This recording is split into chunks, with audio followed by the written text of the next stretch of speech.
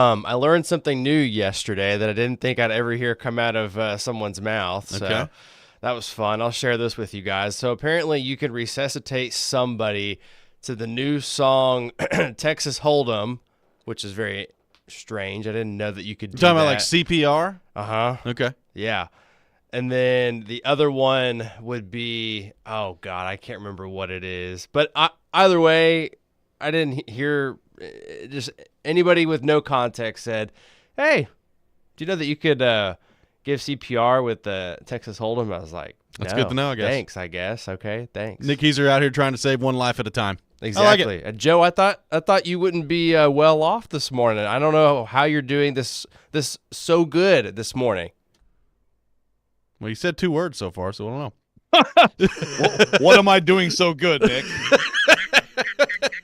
I don't know. I am sitting here. You said yesterday you had no idea what was wrong with you. Okay.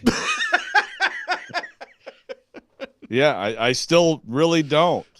Joe, you're still breathing. That's good. What is your point, Nick? Do you have a point? Keyser is pointing out that you are still alive. That's good to see. That is true. I am breathing. It's good to see. Oh, boy. Way to go, Nick. That was the root of the problem. Medical informational minute and a half with Nick Keyser. You can keep people alive via CPR due to Beyonce's new song, and that could be your nice rhythm to it. We've learned something new today thanks to Nick Keyser. We got a lot to get into on the program today. Big game for the Nashville Predators tonight, an opportunity to clinch a playoff berth. So we'll get into that with Alex Doherty at 8 o'clock coming up on the program today. Caroline Fenton will be with us at 7 o'clock as she is every Tuesday morning. The national title game last night, Joe. UConn makes it official.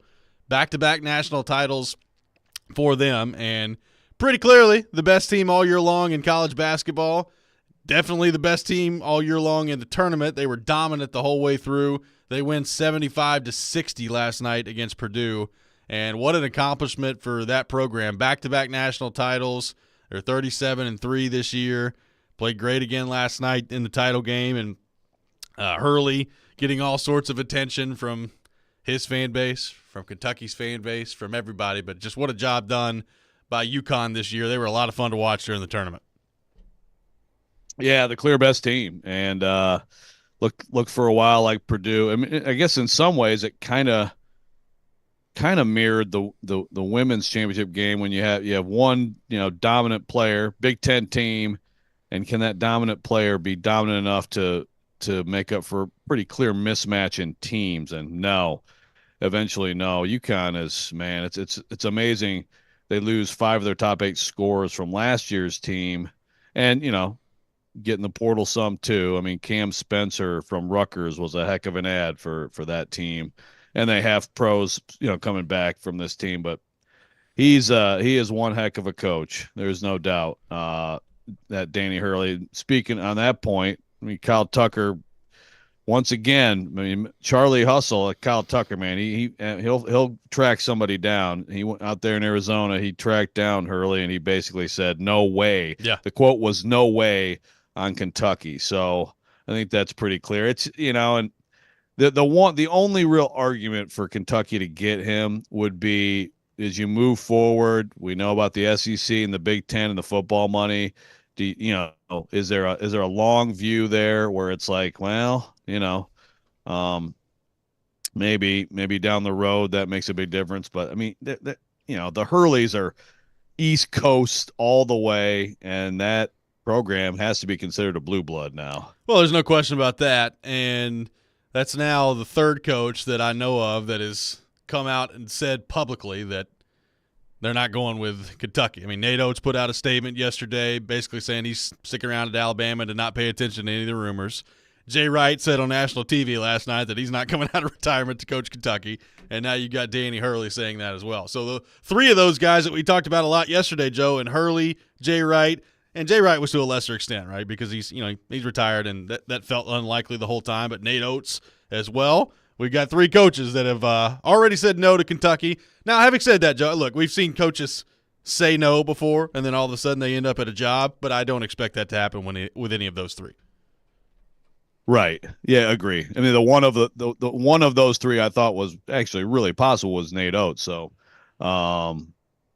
hey, if you're Alabama and you're Alabama's money people, you jump all over that situation and say, what can we do to keep you? So I think I think Seth Davis's top candidate from the start has been Scott Drew, and I think that's something that could definitely gain some traction. It's a question for him. It's a question for anybody of the fishbowl. Like no matter what coaching job you have, including Danny Hurley at UConn, I mean, do you want that fishbowl? Yeah. Because that's to me craziest fan base, which is good and bad. There's pluses and minuses to that, and just the expectations, the pressure, and all that goes with it. Is that do you want that? Do you want is it worth it? Or because like Scott Drew's got a great thing going at Baylor. Now again, you can play the money game there, like down the road. What does that mean? Down the road and being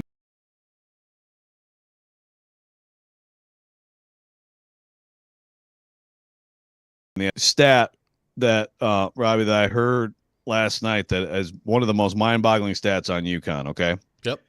Since 1999, UConn has missed basically it's like 32%, so a third of the NCAA tournament since then. Okay. They have won 24% of the tournament since then. Also, they have the same number of conference titles as national titles in that time. Like they win the whole freaking thing, or like they'll be bad. Yeah. They'll be bad, miss the turn. Like they're not a consistent program. They've had 3 coaches. I mean, Kevin Ollie won a natty there. I was there at the Elite Eight at Madison Square Garden in 2014 with a very average 7-seed UConn team, down double digits to Tom Izzo's most talented team in the second half. Shabazz Napier starts hitting all these threes. He just doesn't stop until they win the whole thing. They weren't that good, but they won the whole thing. Yeah. Kentucky, it's incredible. Like they are the most opportunistic. Like they have fewer Final Fours than several programs during that time too, but they win it every time they go. It's really amazing. I was thinking about this last night as it was becoming pretty clear that they were going to win. In my lifetime, like as a kid growing up to now, like they're the most successful men's basketball program out there when you just go by championships. Like if you're just going national title, like I was born in 92. They won in 99, 04, 11, 14, 23, 24. I mean, they got 6 titles during this. They are the most successful men's basketball program by championships during my lifetime, which is pretty wild.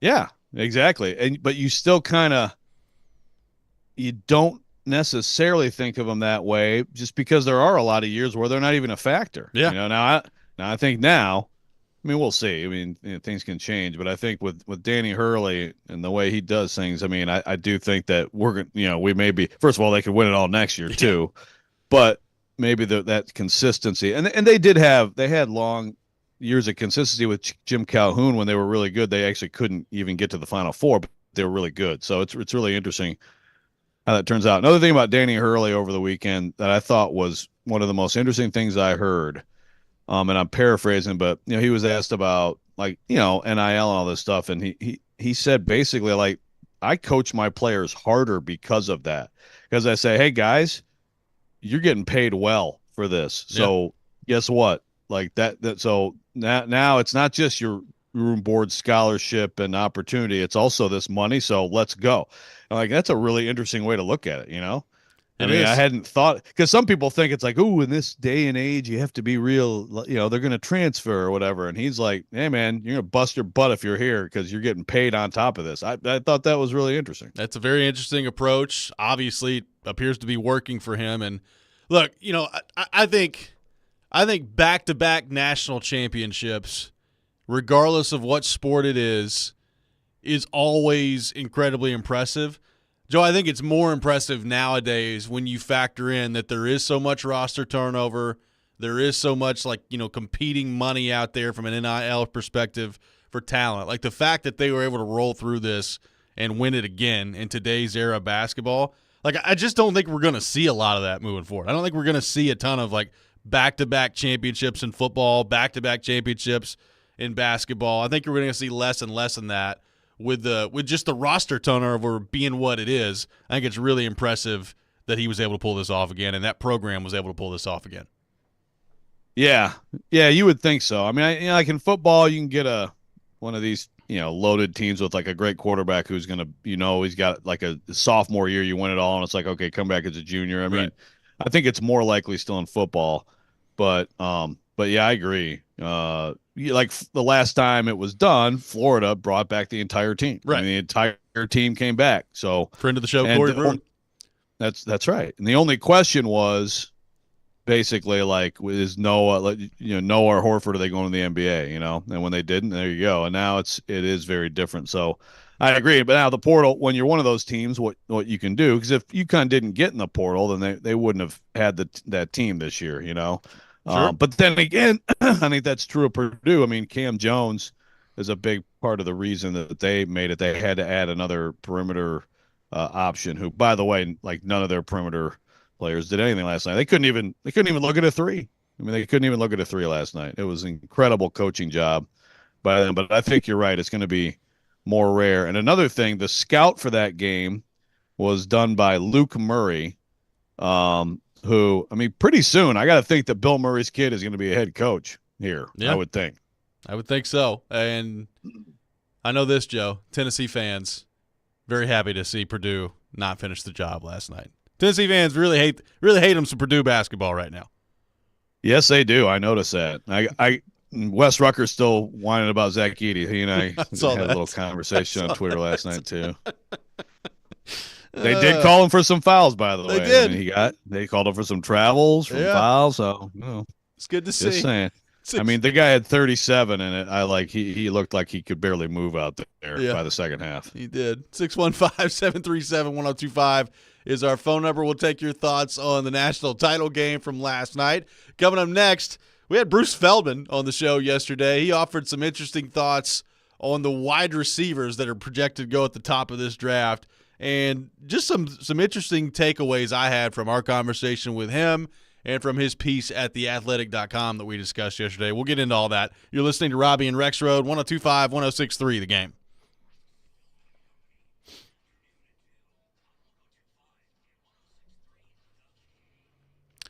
Hey, Robbie Stanley here. It's playoff time almost in the NBA and NHL. One of the best times of the year. Baseball's in full swing. FanDuel, your place to bet on every single game.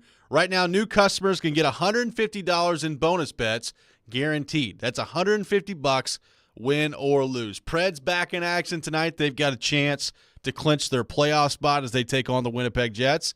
Their first round matchup going to be very intriguing. I'd keep an eye on them. I think they've got a chance, really regardless of who it is, to take somebody down. But you can take it any way you want to take it.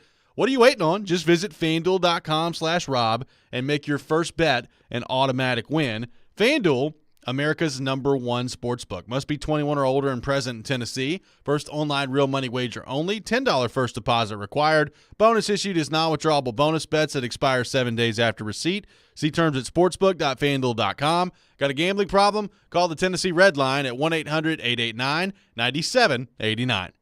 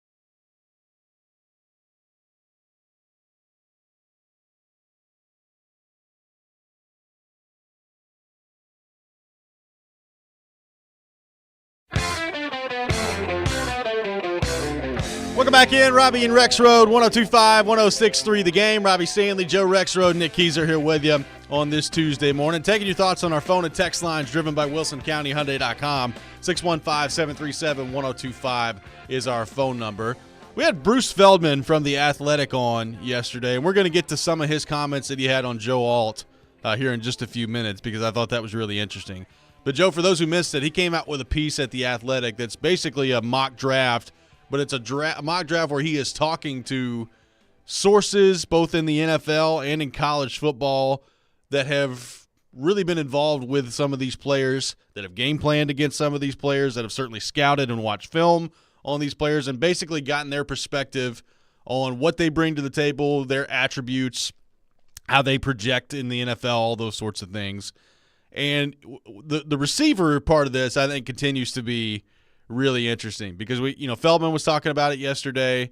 I'm reading some of the comments from the coaches on his piece at The Athletic, and whether it's Marvin Harrison Jr., Roma Dunze, or Malik Neighbors, the general consensus, Joe, is everybody feels like these guys are going to be elite players in the NFL. Like we all know the accolades that Marvin Harrison has, and they go into good detail at the piece at The Athletic about just what makes him special and what kind of a pro he could be.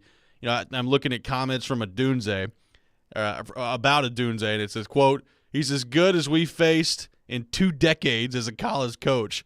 Unbelievable with the ball in the air, fantastic hands, very good route runner, good size, good competitor. He's as good at tracking the ball as I've ever seen.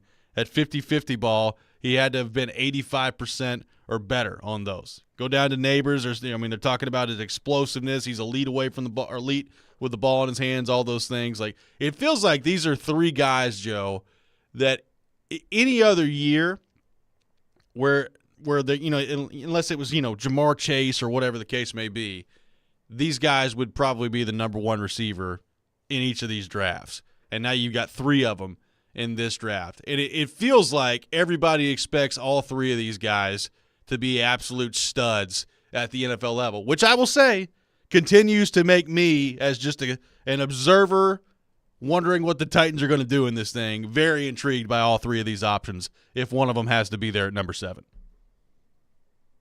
Yeah, it's both those 3, and then you also you'll see people. I mean, Bruce brought up Brian Thomas. Yep. Talk about even some of a little bit deeper, like some of the guys who are going to go in the 2nd round. In some years, maybe they'd go like 12th.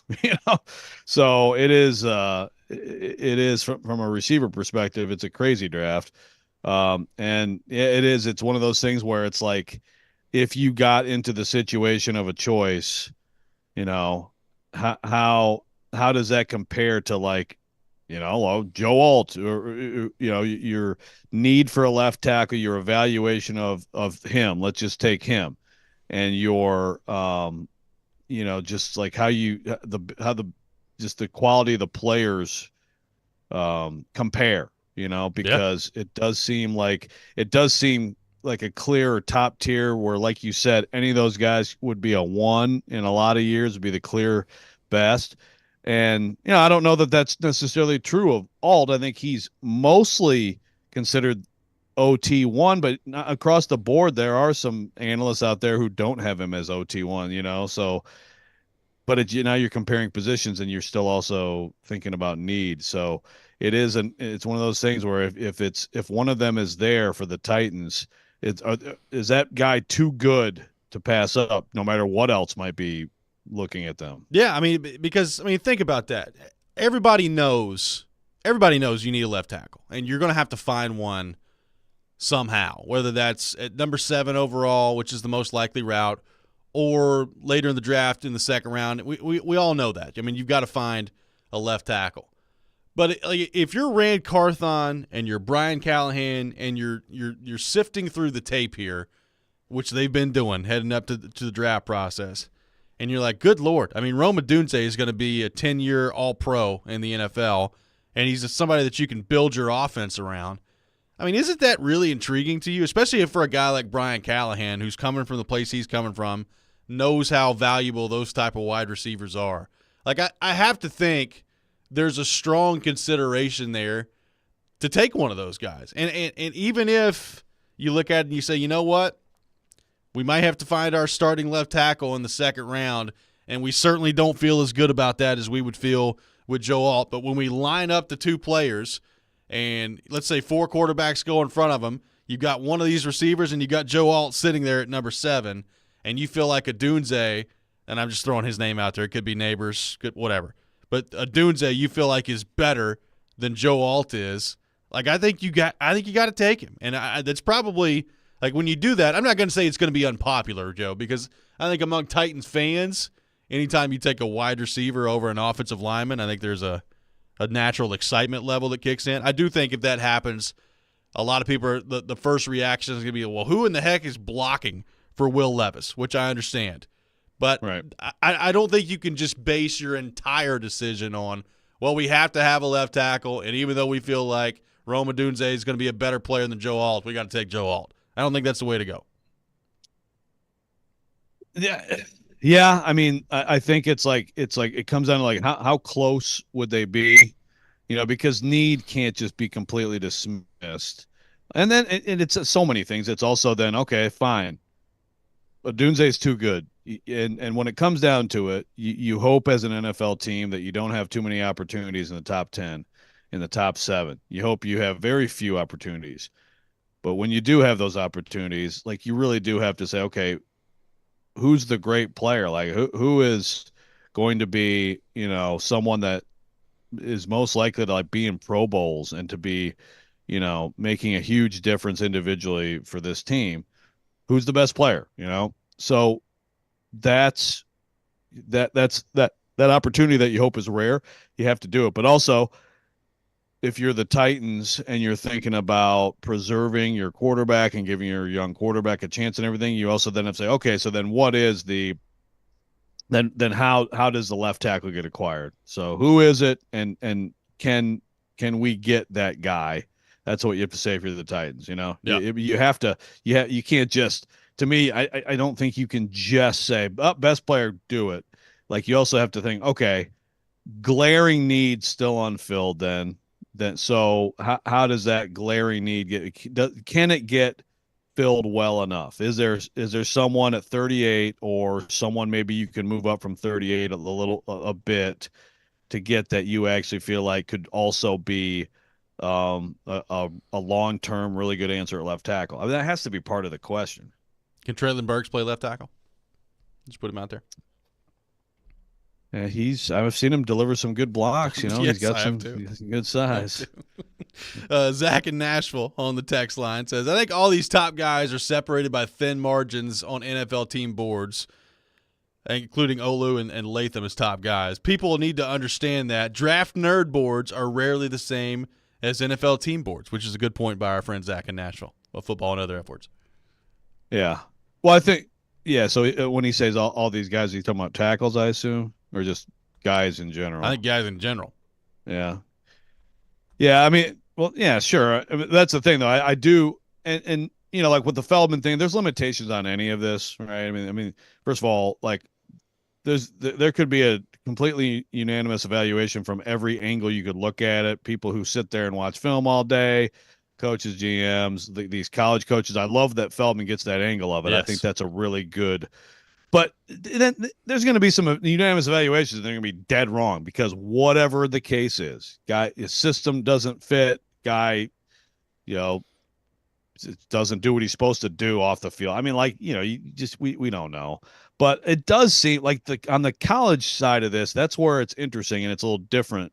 Is that according to who he talked to, and again, it's people who saw these players, but it does seem like Alt is put a little bit higher in a pedestal compared to the other tackles than he is in some draft analyst things. And by the way, I put a lot of stock into the Beast and Dane Brugler, and we'll have him on here in the next couple weeks. And that I think is coming out tomorrow. Okay. I'm really interested to see what he comes up with because it's not just him. I mean, it's him doing a ton of work with a lot of people to try to get these evaluations done. But it does seem like from the Feldman thing, there is a little bit of a gap between Alt and the other tackles. I got a texter that says, do you think this could be the best top top of the offensive talent across the board ever for an NFL draft. I don't know. I mean, I have to go back and look through all the drafts. It certainly feels like a pretty good one, though. That's a very prisoner of the moment question, but I will say, I think those two positions in particular does seem ridiculously deep: tackle and receiver.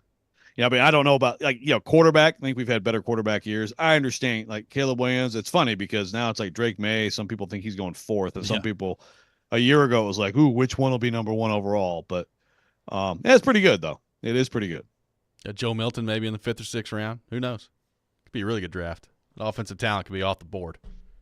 Don't forget him. Thank you for remembering. Just want to every now and then got to bring him back up. 615-737-1025, our phone number. We'll continue to take your thoughts on the NFL draft, including some interesting comments from Feldman on Joe Alt that we'll get to coming up next. This is Robby and Rexrode, 1025-1063 The Game.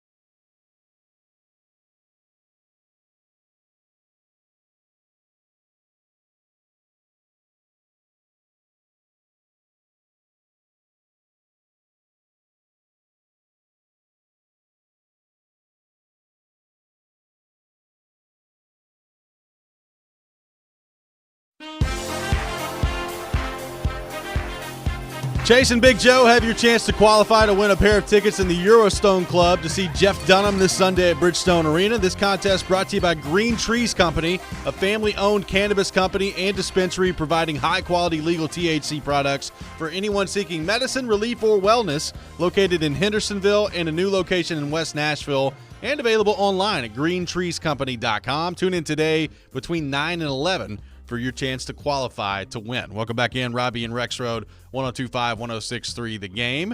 Taking your thoughts on the NFL draft. We had Bruce Feldman from The Athletic on yesterday to offer his perspective on some of these prospects. And one of the things that we're trying to get to the bottom of is Joe Alt clearly the best left tackle in this draft? And if so, how much separation is there from Alt until the next best guy, whether that's a Fashanu, whether that's a Latham, whoever your next best tackle in the draft is, how much separation is there? And we asked Bruce Feldman about that yesterday. Here's what he had to say on our program. From everything I've gathered, they feel like there is a gap with Joe Alt. Joe Alt checks the most boxes. There's other guys who maybe have bigger weak spots or areas where they have to develop further on either one aspect as a pass protector, as a run blocker. You know, there's been a couple of guys I talked to also faced other guys who were projected in the first round. And when I would ask them about other guys after talking about Joe Alt, they'd be like, are people talking about, blank as a top 15 pick or something? And I was like, well, there's chatter that this guy's going to be a first round pick. He's like, oh, he's a good player. He ain't Joe Alt, though. So that was Feldman on the show yesterday. So according to him, Joe, it sounds like from people he's talked to that there's a pretty significant gap between Joe Alt and some of these other tackles that we've talked about, which is not always necessarily reflected in some of the draft commentary or certainly mock drafts that we've seen. Yeah, so for anybody who didn't hear that interview, just for background, so basically, he's it's an I think it's a different number with different players, right? I mean, Bruce has been covering college football for a long time. He has a lot of coaching sources all over the sport, and so he talked to people who face these guys, which I think is a really good way to go about it. So they game plan, they grinded the film on them, they game plan for them, they determine their weaknesses and strengths, they put scouting reports on them, and then they played them in a game, and they played them in multiple games. So how many, and again, it's probably now a guy like Joe Alt. I mean, if you have some of these guys in the draft, like who are more like, non-power 5 guys, for example, you probably just, you're going to have less opportunity with something like that. Maybe they played 1 or 2 power 5 teams or whatever. Not that he couldn't talk to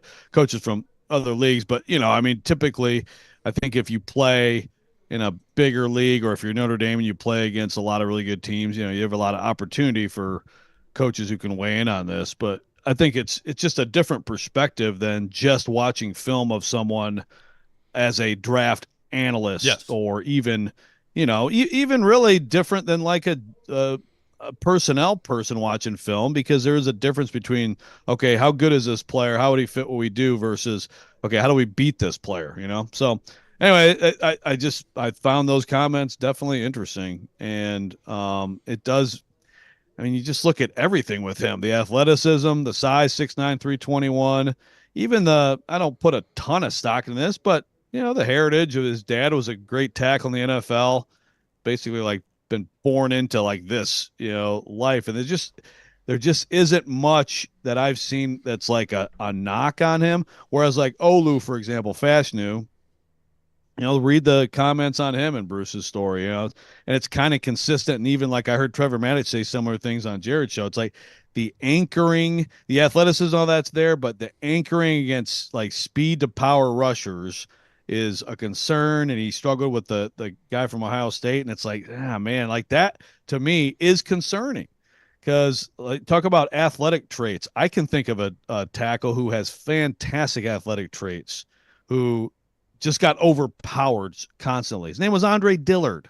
Yeah. He played for the Titans last year. And I'm just saying, like, when I hear the struggles to anchor against, certain types of rushers, man, that concerns me a little bit. Doesn't mean it can't be fixed or whatever, or that it's insurmountable, but like I just don't see those knocks on Alt from the people who have done this to a deep level. Well, and I think going back to the conversation about Alt versus a Dunze or a Neighbors or one of these receivers, like all that really matters here is how the Titans view it. I mean, if the Titans view Joe Alt as clearly the best player on the board, then okay. I mean, that is what it is.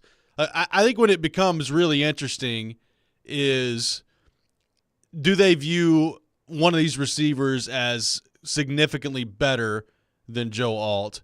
And if they do, like how much do they allow the need to creep in? Because I do think another thing you have to consider, like what happens, Joe, if you view a Neighbors or a Dunze as clearly better than Alt, but you also look at the left tackle part of this and you say, well, the drop off between Alt and some of these other tackles is massive in your mind. Like, what do you do at that point if you're the Titans? Because, I mean, conventional wisdom would tell you would go with the best available player, but if you also feel like behind that, a position of need at left tackle has a pretty clear drop-off after the top guy, how does that influence your decision if you're Rand Carthon and the Titans?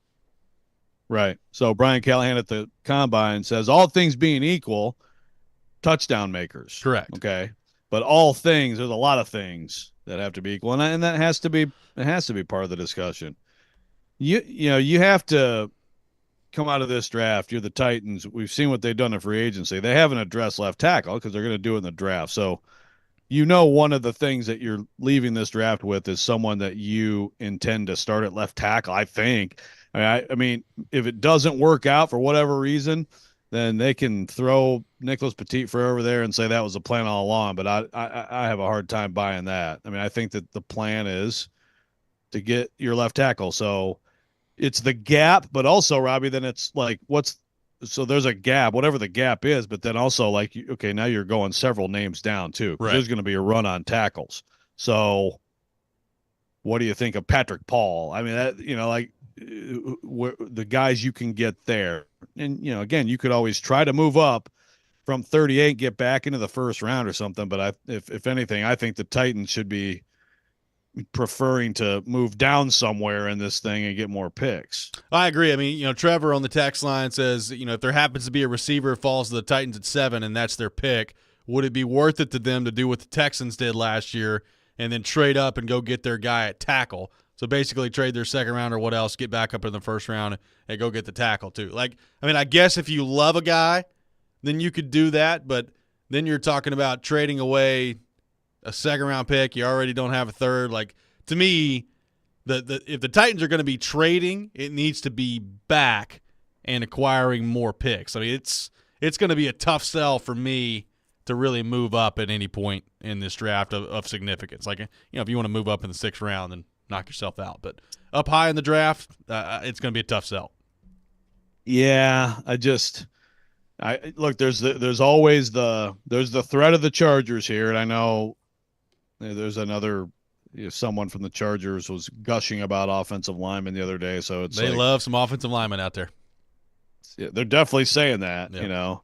They badly. I mean, look, they badly need receivers now. So, but regardless, I mean, you could look at that, try to get ahead of them. I don't know. I mean, the thing is, ahead of them may be 4 quarterbacks. So trying to get, like, if we're talking at the top of the draft, trying to get to 4, you're competing with someone who wants to get there to draft, a QB potentially, if that's what's going to happen with J.J. McCarthy or however that's going to shake out. Yeah, trading up to me is, I mean, look, I understand if it's like there's one player they absolutely have to have and that's just it, and it's the key to everything. Well, okay. I mean, you can have all the discussions, but long term, to me, it's like someone on the text line is sitting here, like someone on the show said the other day, you have to draft for need and not best. I think that's how you become an average football team if you just draft for need. I mean, that's how you have a subpar roster. So I disagree with that.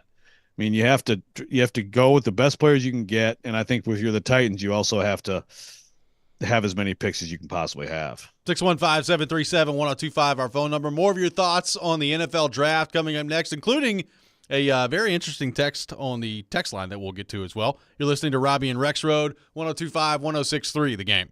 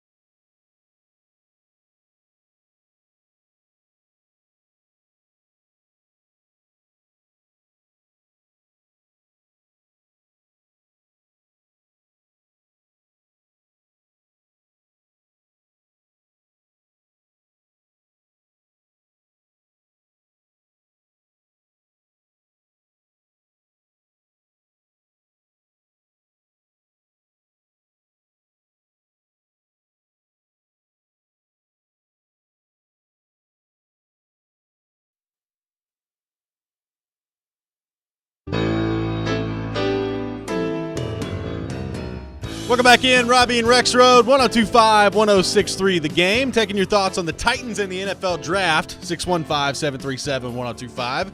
Got some tickets to give away, a 4-pack of tickets to the Monster Energy Supercross Championship at Nissan Stadium coming up on Saturday, April the 20th. Beat caller 3, 615-737-1025, 615-737-1025. Call the 3 will win a 4-pack of tickets to the Monster Energy Supercross Championship at Nissan Stadium on Saturday, April 20th. For some reason, I can picture Rexrode driving some motocross, some supercross. Can you? I can. I think you. Okay. I think it'd be fun. Give it a try. I used to want a motocross bike. See? There we go. Never got it. Well, we're bringing up bad times from Joe's childhood now. Brad on the text line says, I've heard very little chatter about the S2 cognition scores this year. Is that no longer top of mind with the scouts and teams, or is it just not receiving the publicity for some reason this year with all the parties, media, and teams alike? And Joe, that's an interesting question. I haven't really thought about it. I've not really heard much about that either. So what do you make of the S2 part of this? Because, as you know, that was all the chatter last year with Levis and especially Stroud heading into the draft. Yeah, no, it's a great point. And so basically, here's what to me has happened is the S2 guys, and again, people who don't know, they live here in Nashville. They're former Vanderbilt professors. Remember, this is our private business. And so, these scores have absolutely been to some extent predictive. It's a good test. It's one of many tests that can be effective in evaluating players, especially certain positions like safety, quarterback. Those positions are, I think, more effectively gauged by this. But the C.J. Stroud thing last year, which, again, to quickly summarize, there was a bad score that someone wanted to make sure was out there. Okay, I've heard when I was at the combine, I heard what people believe of the team that did this, which was to validate their choice at quarterback. And it's the type of franchise you might expect to do some crap like that. Mm-hmm. But Stroud, if that's true, if they really did. Long story short, it became this huge thing. C.J. Stroud, terrible S2 score. Well, first of all, apparently it was like he half took the test and it was the end of a long day or whatever. Took it again, the score was good, but this thing becomes a public thing, right? So remember, this is a private company. These guys contract with certain teams and don't with other teams, right? Now they have expanded to go with 2 teams per division now, as opposed to they used to have a rule of just 1 team per division. They've expanded, but it doesn't help them at all for this stuff to be out there like that, and to and then for the test to be basically torn down the way it was. So it's not like the Wonderlic, which is just a general test that teams would get, that would get. Like, this is proprietary. So it's going to be interesting moving forward.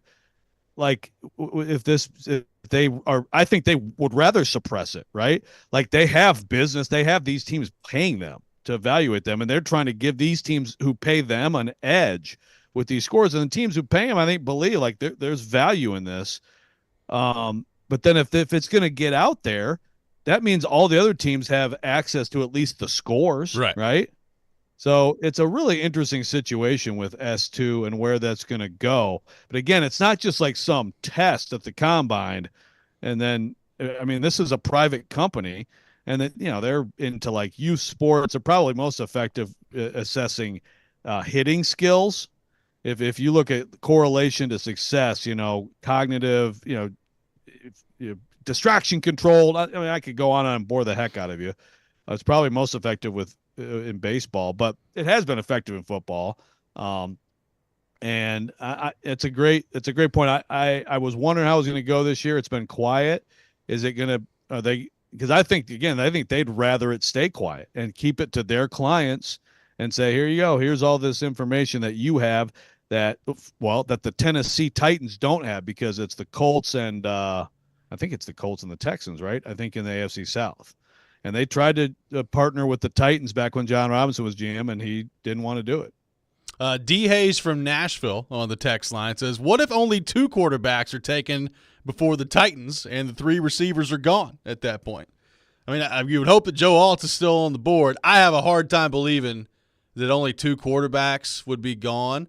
I mean, to me, the question is, are there going to be 3 quarterbacks gone, or are there going to be 4 quarterbacks gone? Because I think if you're the Titans, you want the 4 quarterbacks to be gone, and that would, if things go chalk after that, that would leave you a choice between one of the receivers and Joe Alt, assuming that the Chargers are just blowing smoke and they don't actually intend on taking Joe Alt, which maybe they do. And if that happens, Joe, the 4 quarterbacks are off the board, Joe Alt is off the board, and I would assume you're going to have your selection between one of Malik Neighbors and Rome Odunze at that point if you're the Titans. So could you trade back? Do you take a receiver? There's a lot of different ways that one could go. Yeah. If that's how it goes, and that may be devastating to the Titans, because they were counting on Alt. But then you have to look at the upside, which is, like you said, 2/3 of this amazing trio of receivers are going to be available to you, right? I mean, maybe maybe there's a huge upset, and one of who the heck is 6? I should remember who 6 is by now, since we're on April 9th. Who's 6? 6 is the Giants. Yeah. Okay, so maybe the Giants just like, nope, we love Adunze, so you can get Marvin Harrison Jr. at 7. I mean, to me, the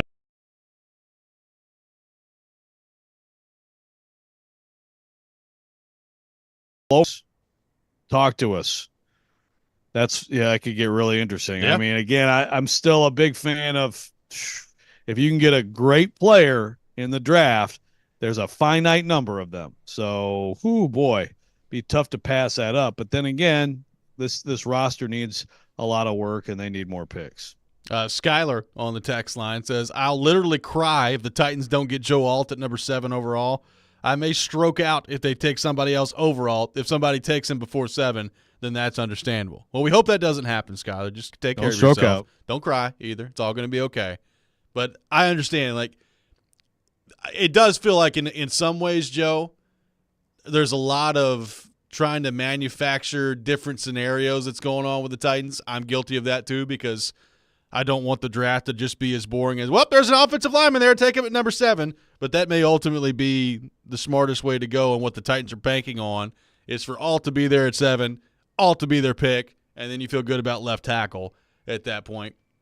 The Chargers continues to be really interesting, though, because like you said, I mean, they got coaches, assistant coaches hopping up on the podium and talking about offensive linemen and how important the offensive line is and all these different things. And like, they have gone out of their way to talk about offensive line, offensive tackle, and all those things. And the question is, like, is that truly what they believe, and they're just going to take the best offensive lineman available in the draft, or are they trying to blow a little bit of smoke here and shift some things around and maybe get some offers in via trade at number 5 overall? Like, do the Chargers, are, with as much as they've talked about offensive line, is that actually the way they're leaning, or is this just typical pre-draft lip service that we see from a lot of teams? Yeah, it's a good question. It almost seems ridiculous, doesn't it? It's like, I mean, they're really going out of their way to talk about the offensive line. It's like, I mean, it almost feels like if you are intentionally doing this, and again, it's like you see clips on social media. So what's the context of like the line of questioning and everything, and I don't know. I mean, it's worth keeping in mind, but it does feel like there's just an awful lot of megaphoning out there about offensive tackles. It's almost like comical, to the point where it's like, if I'm another team, I'm like, okay, so they're definitely not taking a tackle. But we'll see. I mean, you hear Jim Harbaugh talk about it, you'd think that he would like sacrifice Justin Herbert if he could go get a nice left tackle. Yeah, but that's the thing. He has a left tackle. That's the thing with them, I know. So now they need a right tackle.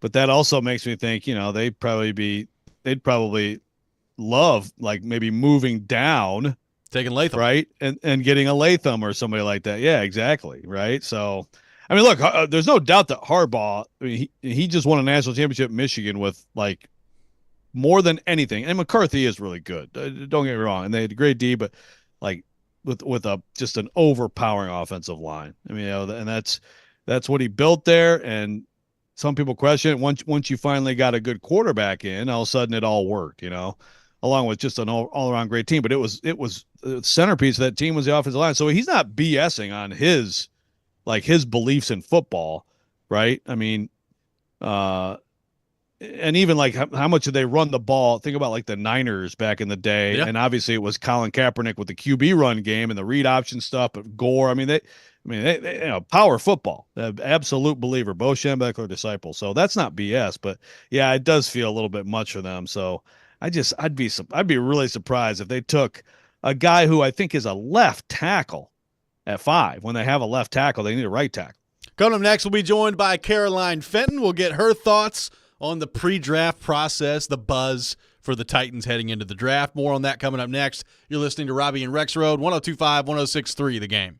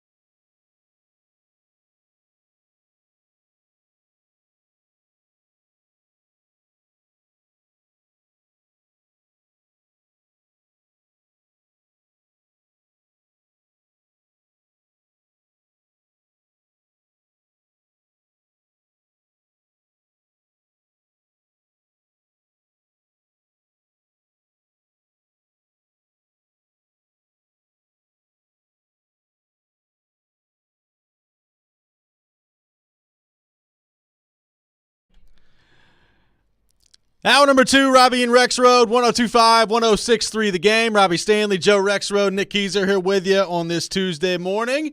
And we welcome in our good friend Caroline Fenton to the program, as she does every Tuesday morning at 7 o'clock. Host of Caroline, Willie, and D. Mace. Caroline, good morning. How are you?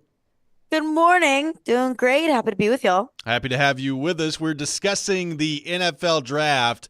There's a lot going on in terms of just the pre-draft process here. We had Feldman on from The Athletic yesterday talking about Joe Alt, how much of a gap is there between him and some of the other left tackles here in this draft. Based on a lot of people he's talked to, he thinks a pretty significant one. So my question for you, Caroline, is this. What happens if you're the Titans and you've graded this whole thing out and Joe Alt is clearly the best left tackle on your board, but a Malik Neighbors or a Rome Odunze is also there, and you have them graded as the better player than Joe Alt? What do you do with that situation if you're the Tennessee Titans? That's the question. And that's something that we've been talking about, for the past weeks and months, right? And here's how I view it.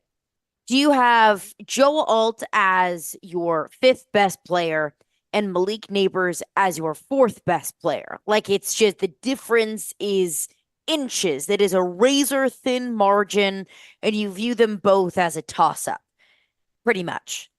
Well, then I think that's where you have to come to weigh need.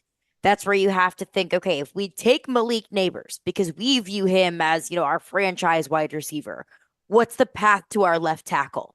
Can we live with taking a Patrick Paul from Houston with the 38th overall pick, and we think that he can be our left tackle of the future?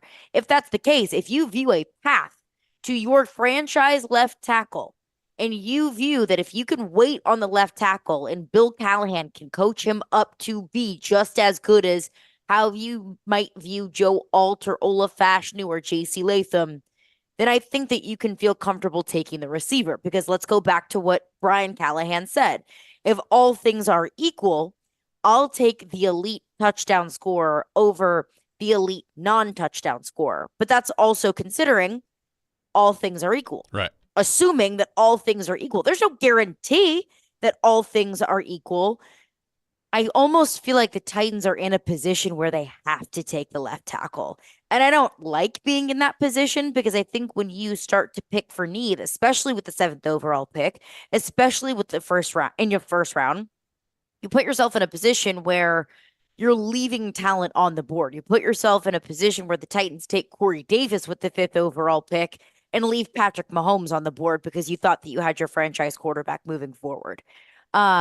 So I don't like that the Titans are in that position, but also if Joe Alt is that prospect where he is the best left tackle by a wide margin, where that he fills a need right away in day one, that left side is locked down and Will Levis is taken care of, and he's coached up by the best offensive line coach in the NFL, and he's going to be that guy that's not causing a problem. He's just going to come in, do his work, and be great and, check left tackle for the next 15 years. That's also pretty appealing. Okay, your Corey Davis Mariota comment. Okay, here's a scenario. It's not a perfect example, but no, it's a great example in terms of Corey Davis as a need pick. No doubt. That is absolutely not. It's just that Mahomes was so, Mariota was off his best year, and people everyone thought Mariota was, of course, no one even mentioned Mahomes' name one time. So let's go. Let's say the Titans have J.J. McCarthy as the top player on the board when they pick, and he's there. Should they take him? The Titans? Yeah. I mean, I have a very, very, very, very, very hard time believing that J.J. McCarthy is the best player available to the Titans at 7.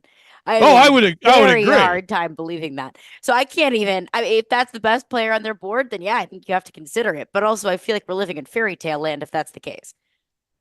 Yeah, I think that I don't J.J. think it would McCarthy is going to be and if he turns out to be, let's say, if the Minnesota Vikings trade up to 8 with Atlanta to take J.J. McCarthy, and he ends up being their franchise quarterback, then I'll be proven wrong. But I think that there's going to be a general manager that talks themselves into J.J. McCarthy being a franchise quarterback, and I think that might be Very bad decision for that on the general manager's part. So we've determined you're a JJ hater. A Jay Jader, if you will. Oh, I like that. Yeah. Nice. Thank you. Thank you. Yeah. I don't see it with JJ McCarthy. I really don't. I don't think that he had to do anything at Michigan to elevate everyone else around him. I think it was the run game. I think it was the defense. I think JJ McCarthy was more so a passenger. So let me ask you this, Caroline, because this is another interesting kind of tidbit here heading into the draft. You know, J.C. Latham apparently visited with the Titans yesterday. There's a lot of talk about him, and obviously he played right tackle in college at Alabama. Mm-hmm. So could he switch to left? Is he going to be a right tackle? What's that going to look like at the NFL level? I don't know. To me, though, like if you're taking him where they're at number 7, you better be pretty darn convinced he can play left tackle. I realize that right tackle is a need, but like to me, if you're going tackle at 7, I think it needs to be a left, and that's just my preference. Maybe the Titans disagree with that, but I think unless you're planning on going tackle, which I guess they could in the first round and then the second round, I feel like the Latham part of this, unless it involves a trade back, I don't really want any part of that if he's going to be a right tackle. If you're taking an offensive lineman at 7, it needs to be your left tackle. Like it needs to be the left tackle. And I asked TD this yesterday because the Titans hosted JC Latham for a visit. I asked TD if he thought that JC Latham could move over to the other side, understanding that it's really easy for me to say, well, just move to the left. Right. But there's a lot more to it than that. But TD said, yes, he could move over to the left side.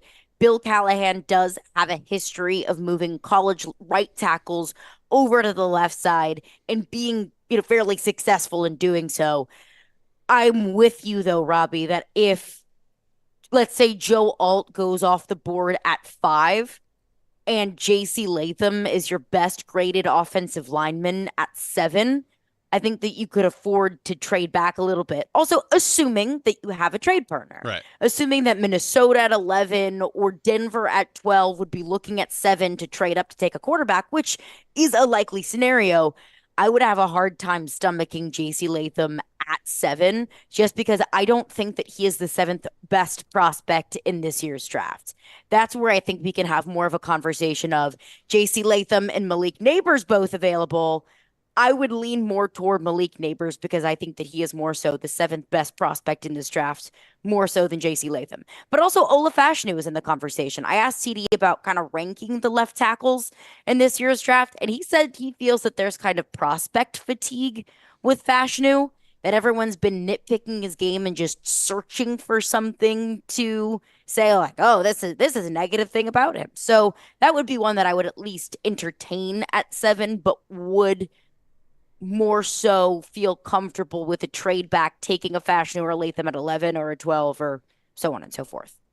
Yeah, it does kind of seem like Fashanu. I mean, I think this season may have hurt him though. Like again, like Feldman's piece, some of these coaches who saw him. I mean, it's like they did talk about him struggling to anchor and things like that. I mean, I think there seems to be a difference, but now that would be a fascinating scenario. Even look, I will take like their a Dallas word for Turner. Yeah, I mean, it's. I don't evaluate offensive linemen. If that's what the opposing coaches said, then I will take your word for it. One thing you do have for sure is like sometimes you have a prospect going into a season, everybody thinks there's something, and then there's a whole bunch more film, right? And so people are like, well, how did the heck did that? Well, it's like, well, actually because like the film wasn't kind in some spots, but yeah, I mean, well, it's the same for me. Like I don't have any idea, but it does seem like fewer holes are poked in Alt's game, overall. But like that scenario would be where like a Dallas Turner, for example, like let's say that like the receivers are gone and Dallas Turner is your top. I mean, that's not at the top of need. I don't know if he's that great of a player, but maybe the Titans think he is, right? Like it could go all sorts of directions, I guess, if it got to a certain scenario. If it goes edge rusher, I have no problem with that whatsoever. Because we're talking about left tackle being the most glaring need, and I think that is fair and obvious that, yes, left tackle is the Titans' most glaring need, but it's not the only one. Like, if you view Dallas Turner as your next, like that plug-and-play guy that can be a disruptor on the defensive line. Like, let's not forget the Titans lost 11 sacks with Danico Autry. Yeah. I feel like we're not talking about that enough. I feel like that's something that just kind of gets brushed under the rug as we talk about the offensive conversation. And I understand why. This is the offseason of Will Levis. You bring in an offensive head coach. The offensive line is atrocious. I understand why the offense is at the forefront of the conversation, but you're going to have to replace those sacks somehow. That, yes, you've got Harold Landry and Jeffrey Simmons, but last season, in the seasons in the past, the reason why that defensive front was so disruptive and was such a game changer for the Titans was because it was Simmons, Landry, and Autry. So if it ends up being a Dallas Turner, like, I have no problem with that. But any position that's not left tackle, I will have to couch it with the question of, where are you going to get your left tackle? And if it's at 38, is that left tackle at 38 going to be as reliable and have as much longevity as a Joe Alt or one of these first round prospects? And maybe it is. And maybe that's the perfect scenario that you find an edge rusher and your left tackle at 1 and 2, and boom, you're taken care of. Could be. It's going to be really fascinating. Thankfully, we're less than 3 weeks away now, so we're getting close, Caroline. We're almost there. Appreciate so much you taking time to be with us this morning, and we'll be listening at 11 o'clock.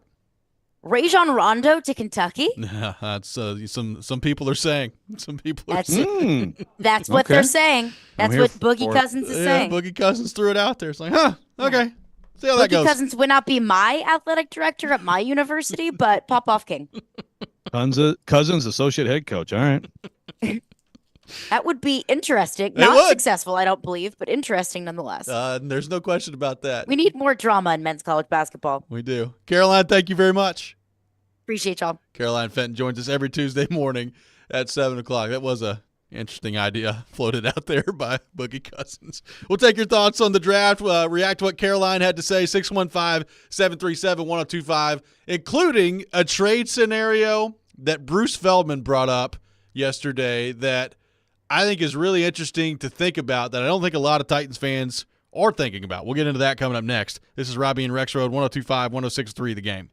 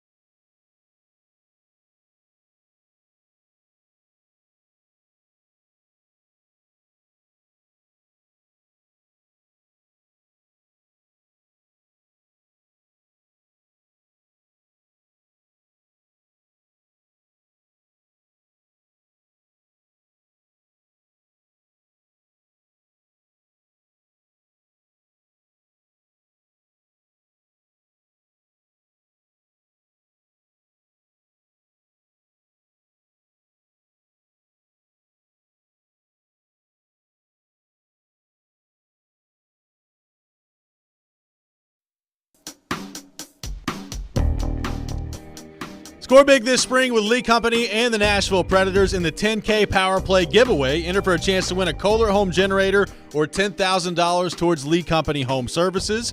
All you got to do, visit leecompany.com/giveaway in order to enter. Once again, that's leecompany.com/giveaway in the 10K Power Play giveaway. Contest entries are accepted until Saturday, April the 20th.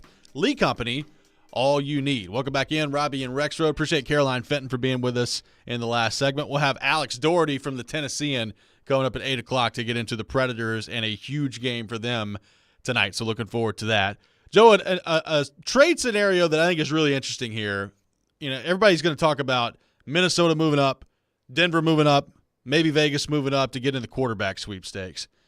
What about Chicago at 9? So Chicago will have presumably already have taken their quarterback at number 1 overall, probably Caleb Williams. And I would assume they're going to want another weapon or two to go with him on that offense. And look, they've got DJ Moore there, and that's great. He played really well last year, but they need more receiving help. And if you're Chicago, I would imagine, Joe, the idea of one of Neighbors, Odunze, Harrison be pretty darn intriguing to pair with Caleb Williams. So, like if you're the Titans, and let's say either Alt's off the board at 5 to the Chargers, or just the situation plays out where you've got one of those receivers sitting there, and maybe Alt's gone, and you're looking at the choice between a Neighbors or a Latham or an Odunze and a Fuaga, like whatever the scenario is, and Alt's gone at that point. Would you consider trading back and going with Chicago, moving up from 9 to 7 to get in there and jump ahead and take one of those receivers? And I'll even throw another one out there. Like, let's say they get through the first 6 picks and it goes 4 quarterbacks, 2 receivers, and there's Neighbors and Alt on the board. Could you, if you're the Titans, could you trade back to 9 with Chicago and still end up landing Joe Alt at number 9? Like, could you do that if you're the Titans? It'd be a risk, but could you do that? Yeah, that's a really interesting one. The idea of being able to move back just a little bit, pick up a pick, and then still get your guy. Again, you say all these scenarios, and then I'm not sitting there looking at the. I mean, I should have this memorized. Who's 8 again? Atlanta. Your boy Kirk. Yeah. Yes, Kirk's there, so obviously they're set. And I'm trying to, like, what's Atlanta doing? What's Atlanta doing in this draft? I know a lot of people. I've heard a lot of like Dallas Turner. A lot of Dallas Turner talk, a lot of defense talk. So yeah, you might be all right. That's a great scenario. The scenario of getting Alt and being able to pick up a little bit more draft capital is it seems almost unrealistic, but it feels like Chicago, like the idea. I would assume, like if you're the Bears, the idea of grabbing one of those 3 wide receivers would be pretty darn intriguing. Yeah, absolutely. Look, they got DJ Moore. That's a big time pickup, but and I have no idea if this person on the text line, and I've lost him. It was way earlier in the show. Is telling me that Jared says the Titans receivers are below average or something like that. I mean, the Titans have DeAndre Hopkins and they just picked up Calvin Ridley. I would disagree if that's truly what he said. I don't know if it is. So, sometimes he gets misquoted on our text line. Some people seem to have a grudge against young Stilly, but whatever he said, you could look at the Titans receiving core with Hopkins coming off another fantastic year. He's a Hall of Famer, older, but he's a Hall of Famer. And Ridley, who is absolutely a number 1 receiver, talented receiver, and still say we're talking about them getting more receivers, right? I mean, in part because, obviously Hopkins isn't going to be here forever. He's probably here for 1 more year. But just because the Bears have DJ Moore doesn't mean that they wouldn't benefit greatly from giving him a young, rookie deal, top shelf receiver. I mean, that would be tremendous support for him. So I could see them being interested. Again, they have to be totally in love with the guy in question, but I don't know. I don't know if that's as unrealistic as I initially would think. Well, it just feels like with the draft capital that the Bears have accumulated here, Hey, look, we saw it last year, right? And it's a different scenario, and it would be a different way of doing it. But like last year, Houston was unbelievably aggressive, right? Like they got Stroud at 2, and then they traded right back up to 3 and got Will Anderson. And I'm not saying that that's going to be like the formula for all these teams moving forward, but Houston had a ton of draft capital. They used it to their advantage. Chicago has traded, left and right to acquire some of these draft picks. Last year they traded away the number 1 overall pick. I mean, they've got options here, I think. And if you're looking at their offense, the idea of pairing a Malik Neighbors or Roma Dunze with Caleb Williams, I think, is a really intriguing option. So, look, if you're the Bears, maybe you're looking at it and you say, all right, let's say 4 quarterbacks go, and then the Chargers take a receiver, the Giants take a receiver. Well, we think the Titans are taking a tackle, and we think Atlanta's taking a defensive an edge rusher. So maybe they feel like they don't have to trade.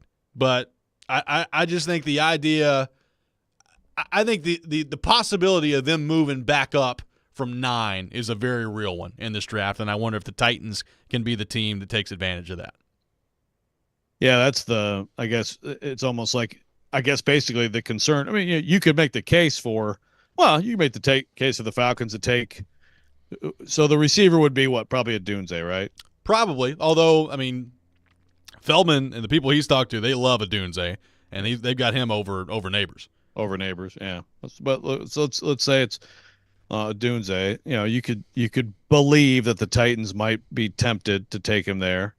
If you're the Bears, you could. I mean, the Falcons, certainly London's I mean, he's a good player, and Pitt's a good player, but again, it's like all these teams. It's the same thing that we talk about with the Titans. What's your big board tell you? And if they think he's that great, they could believe that either of those teams ahead of them might take him. So maybe it's worth doing. Like you said, they've done a lot of wheeling and dealing, picked up a lot of draft capital. So, and it's like, you're right. Draft capital is great. You need to, some of these rosters need rebuilding. The Titans are in that situation, but the opportunity to get actual great players, people you believe will be great players, sometimes you really have to push your chips in on that.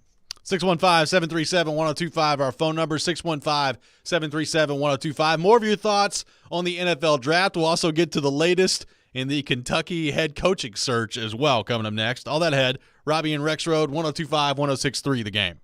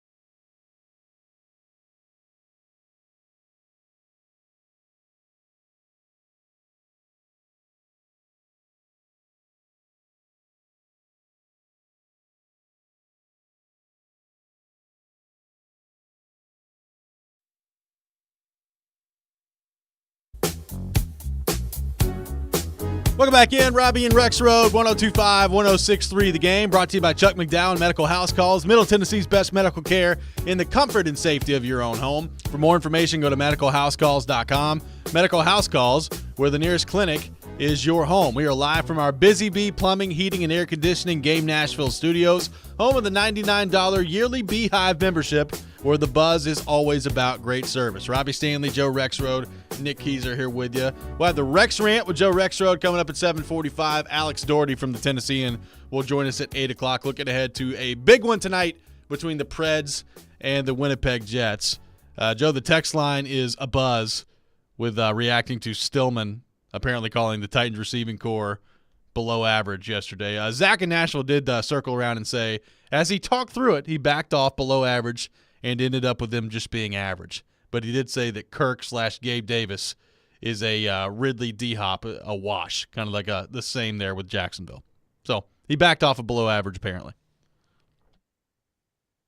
Gabe Davis equals Ridley D-Hop, huh? I guess so. This is the danger of a 4-hour show solo, man. This is the danger. That's a lot of time. Like I think there's a gap between those two. Wouldn't you say? Yeah, I think so. Yeah, I would say so. Interesting. With all due respect to Christian Kirk. Yeah, I mean, hey, we've been ripping the Jags for Christian Kirk since they signed into that deal, and it has worked out pretty well. I mean, he's a pretty good player. Gabe Davis there is going to be interesting. I don't know. Gabe Davis makes some big plays, but I got to say, someone also came on the text line talking to us about Keenan Allen of the Bears, which is true. They signed him, and I am very skeptical of him. To be fair, a year ago, I had the exact same skepticism for D-Hop, and I was totally wrong. So, so we'll see. I mean, I just feel like that's not a reason to not take if you believe you got a chance to get a great receiver to be on a rookie deal with Caleb Williams. I got to think that's very appealing to them. Not that they don't have other needs as well, but I think there's got to be some appeal there. Well, and Keenan Allen, he played 10 games in 2022. He played 13 games last year. He'll be 32 years old later this month. So, look, he was great last year, right? I mean, he had 108 catches for 1,200 yards in 13 games, which is kind of amazing. Like, that's a ton of catches in 13 games and a ton of yards. But does that start to go the other way? And I'm with you. Like, if I'm the Bears, you're hoping that you get that and you can add another receiver to it. So, and you've got DJ Moore. Then I think a lot of, and you're seeing the Titans do this. You're seeing definitely the Texans do this.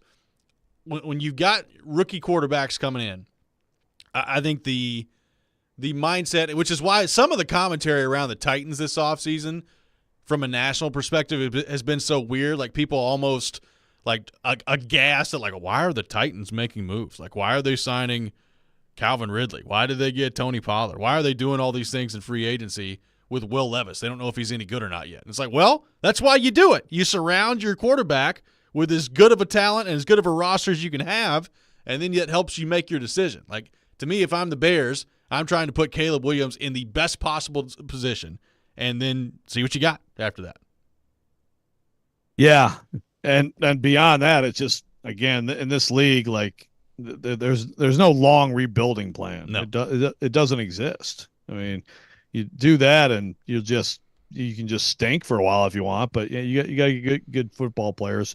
If you have the cap space to sign good football players, then you should do that. And yeah, it's not just, and that's the thing I think a lot of the league doesn't get, is it's not just the Titans are like, well, let's find out about this kid.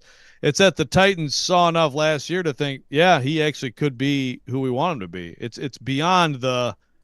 It's not full embrace like, oh my gosh, watch out NFL, but it is definitely more than I think the rest of the league gets in terms of how they feel about him in the building based on what they saw from him last year on and off the field. So we'll find out, and they'll find out. They're not certain, but they have more conviction on him than I think the league understands. I see all these QB rankings out there, and it's like he is like, and I know it's I don't know, was it like FanDuel had one maybe?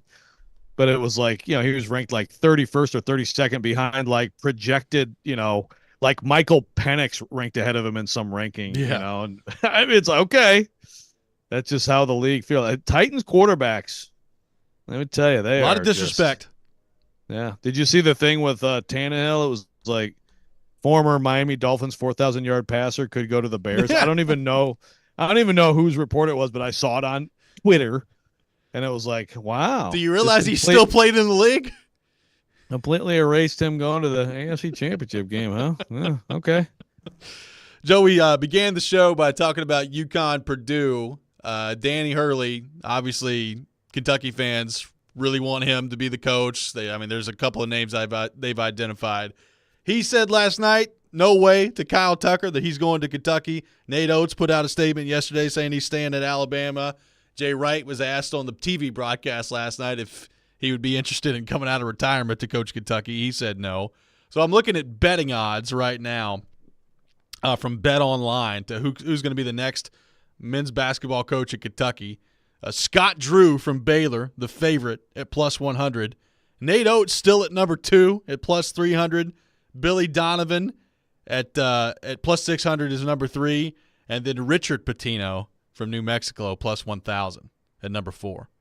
What do you make of the options that are still left and out there for Kentucky as their next head coach? I don't see Bruce Pearl on this list, by the way.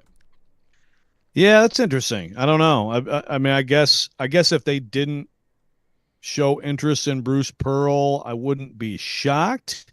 I mean, I do feel like if you're Kentucky, I know it didn't go great the last few years, but you got Calipari at a pretty young age, and maybe you just, you're thinking in terms of a little bit more, long-term fix. Maybe what is Bruce? Okay, so Bruce Pearl is, he's about to turn 65. So, okay. I mean, I guess, if you get someone in their 40s or 50s, you'd feel a little better about it. Maybe that's part of it. Mike DeCourcy had a good kind of column on the candidates and stuff, and he made a good point, going through, it's like, Oates, of course, has already turned it down. Hurley now has told Kyle Tucker, no way is the quote, which I'm not surprised by. Obviously, Jay Wright's like, get away from me, Barkley. Stop asking me these questions on the set about the Kentucky job or whoever asked him. But and Scott Drew has seemed like but DeCourcy's doubtful of that. Like, why is he leaving what he has at Baylor? Again, I think, I know some Kentucky fans are just like, it's Kentucky. I mean, what are you talking about?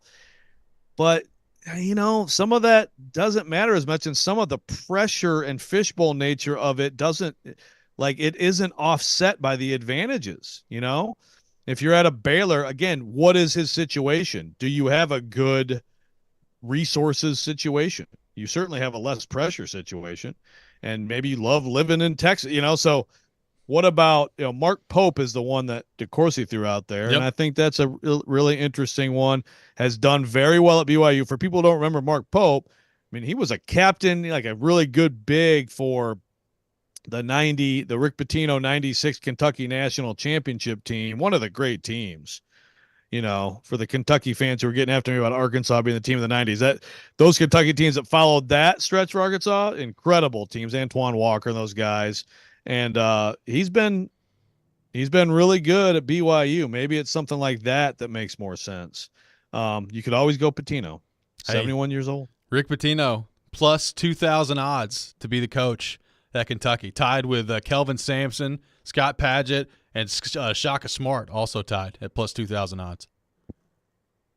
Where's Scott Padgett? He is assistant to the head coach at Mississippi State. Assistant coach. So it's purely just because he's I was going to say, I didn't think he was a head coach. Yeah, that's a weird one. He's tied with Rick Pitino on the odds. Yeah, how about that? Shaka Smart that's an interesting one. And obviously, he hasn't had the tournament success since he took VCU to the Final Four. He hasn't had the tournament success and didn't go great at Texas. He goes to Marquette. They've had really good teams. He got to the second weekend this year. He's pretty good, man. I mean, he's a pretty good coach. And again, it's a younger guy. That I could see that sort of being that once they get through this, all these people who are the obvious candidates turning them down, I could see him being potentially someone of interest in this. 615-737-1025 is our phone number. Coming up next, it's time for the Rex Rant with Joe Rexrode. You're listening to Robby and Rexrode, 1025-1063, The Game.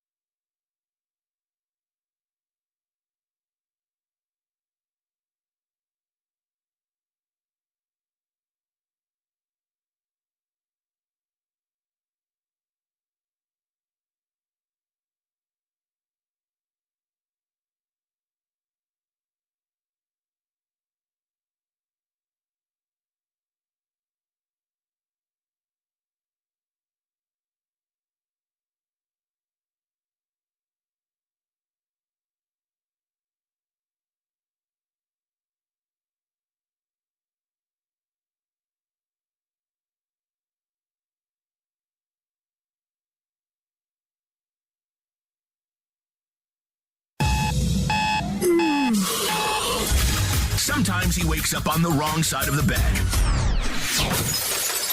And sometimes he's just, well, Joe. Awkward moment, let's do it. This is the Rex Rant, now on Robby and Rexrode. You know, obviously they made some plays. We had a hard time staying in front of them. At the end of the day, I'm just sick and tired of our guys getting smashed down there. Smashed! We'll get ready to play Tennessee. We were incredibly outmanned at the end. Had 3-4 guys on the bench in foul trouble. Joke!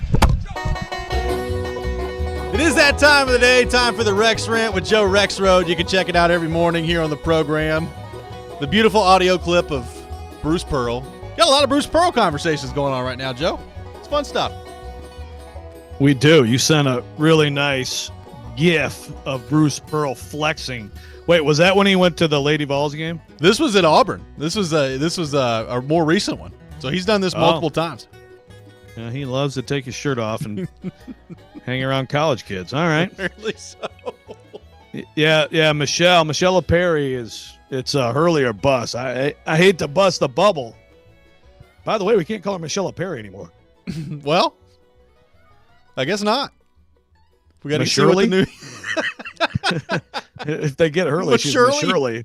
But they're not going to get Hurley, so we'll have to. How about Miss Shirl? Miss Shirl, Bruce I Pearl like and that. Miss Shirl. That's There good. we go. That's good. Yeah, she's down on Bruce Pearl. Hurley or bust. Probably not going to be either of them, I guess. So we'll see. But I'm going to talk today about college basketball too. And look, I kind of hate to do this, but I'm going to do it. Okay. Because I'm watching last night's game, and I'm saying to myself, my God, Tennessee would have had a much, much better chance in this game against UConn. Oh, boy. Now, I'm not saying Tennessee would have beat UConn, so someone will probably, take that out of context and run with it. I'm not saying that. But I am saying that Tennessee on an A-plus night from Tennessee with a B night from UConn wins the Natty last night, and certainly Tennessee has a better chance at a good game than Purdue did. So if you don't believe me, I understand that Purdue just beat Tennessee, and Purdue beats a lot of teams with the guy who just is tough to deal with. But let's go to the matchups, because Purdue just was terrible with the matchups all over the floor. Because Purdue, I see these not too early or whatever, these way too early top 25s, which are hilarious now at the portal. And I'm seeing Purdue in the top 10. What? No, guys. He's got a good, solid program. They'll always be good. This team is without Zach Edey. This team is, it's maybe a bubble team, maybe. Let's be real. So let's go to the matchups. Josiah James, he erases Alex Caravan. That's a great matchup for Tennessee at the 4. Zakai Ziegler's all over Tristan Newton like Purdue had no chance to be. Santiago Vescovi flew free by now.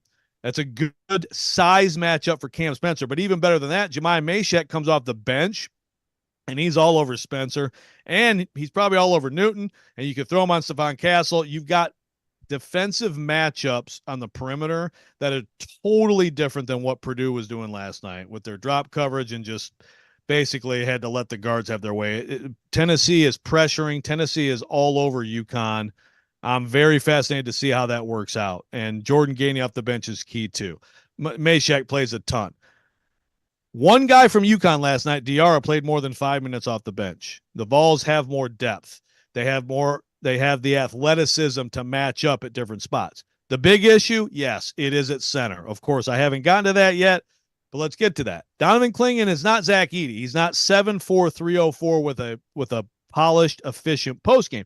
He's 7'2", 280, and he dunks lobs and cleans up things, and he'll get drafted. He's got great length. Obviously, UConn was able to single up Edey more than anybody else is able to, which erased. Purdue couldn't get a 3-point shot off, right? So he was a big matchup for them last night. But the Vols, Adu, that's a bad matchup for Clingan. But Awaka off the bench and JP Estrella, they can handle him strength-wise. Then Adu's a better matchup when Samson Johnson's in the game, okay? Have I talked you into this yet? Sure. But here's the thing that we haven't talked about. They have nobody to guard Dalton Connect. They have nobody. And look, that doesn't make them different than anyone else. But, who would be the perfect matchup to guard Dalton Connect that I've seen in college basketball this year? Who's that? And it's Josiah James. Yeah, well, yeah. He has the size, strength, and lateral quickness to not let him just totally bully him and just post up on him, to not just let him blow by him. Because if you put Caravan on Connect, he's blowing by him. You put whoever, put any of those guards. You put Spencer is probably what he would do. He's still gonna be able to physically move Spencer and get shots over him. He's a matchup nightmare, and he would have been for UConn too. So look, if Tennessee played UConn last night, I think we'd be talking about UConn and all that stuff. but I think we would have had a much more entertaining game. And I had that pang last night of, gosh, we got robbed. And I'm not going to get into we got robbed because of the refs and all that. I did have to enjoy Purdue fans last night. Like the message board geniuses, like, oh my God, the refs are just out to get us. It's fixed. They don't call any. Have some courage and call a foul on UConn. I mean, I had to laugh at that. But the officiating discussion around Purdue isn't going to change on my end. But man, I was kind of sad last night thinking of what could have been. I got a texter that says, Joe, your Tennessee prediction ranks right up there with Stillman's mock draft. Another texter says, where'd it go? There's a lot of text rolling in now. Here it is. Rex, I see one that says, a homer stance. They had the opportunity to beat Purdue and lost twice. Get out of here with your orange glasses. Just from an unnamed texter. Yes, there we go. I saw someone else says a small town radio should be broadcasted in Knoxville. Yes. It's actually broadcast. Broadcast is the past tense of that too. It's not broadcasted. Now that's a small town grammar usage there, buddy. Look, it's matchups. Okay, Purdue beat Tennessee. They couldn't deal with the toughest matchup of the day, and they did not get. Look, when it comes down to it, if you really want to isolate one thing in that game, that if Tennessee could change it, they would. It's just that Zakai Ziegler's shots go down. Like 3, 4 more of his shots go down, and he has a regular shooting day, and they win. But matchups is what it's all about. And in terms of matchups, Tennessee, there you go. Tennessee is a better matchup for UConn than Purdue. Doesn't mean Tennessee's better than Purdue. We saw Purdue beat them, like you said. But every team matches up with other teams differently, and yes, we would have absolutely had a better game last night from Tennessee. And by the way, we got a better game from Alabama, which is a totally different animal when it comes to matchups. But so like we saw a different SEC team, which by the way, Tennessee dominated this year. That's how it works. Matchups. One team. WHMR in the morning. The Homer. Love it. So let me ask you this. Because this is really fascinating to me. What sort of a player in the NBA do you think Edey is going to be? He's 7'4". He's massive, obviously. But do you think he can carve out a significant role for himself in the NBA? I think he's a backup center who can come off and give you some points in the post and give you a little rim protection. But you saw it last night, with what UConn did, putting him in the ball screens. And, that's what Purdue does. They play that drop coverage, and, he was able to get a few blocks. But it's just like once they really got him moving and they had Samson Johnson in there, those lobs for dunks were so easy. And he wasn't able to recover back to the roller when you roll hard. So he's going to be a defensive line. Like NBA team's going to pick him apart in the pick and roll. So I don't think he's going to be like a starter, heavy minutes guy. But he'll be on a team. He'll be part of a backup unit, and he'll score points on people. I mean, shoot, man. There were times last night when I'm like, just go up and dunk. Like you can dunk on him, and he didn't do it. But yeah, it's going to be. I've seen some people think he's going to be great. He's not. Defensively, they're gonna really take advantage of him. But also people who think he's just like have to play in Europe or something. No, I mean he's 7'4". Someone will pick him and he'll help them a little bit. Coming up next, we'll be joined by Alex Doherty from the Tennessean. A big one tonight for the Nashville Predators against the Winnipeg Jets. An opportunity to clinch a playoff berth for the 9th time in the last 10 seasons. We'll get Alex's thoughts on that next. Robby and Rexrode, 102.5, 106.3, The Game.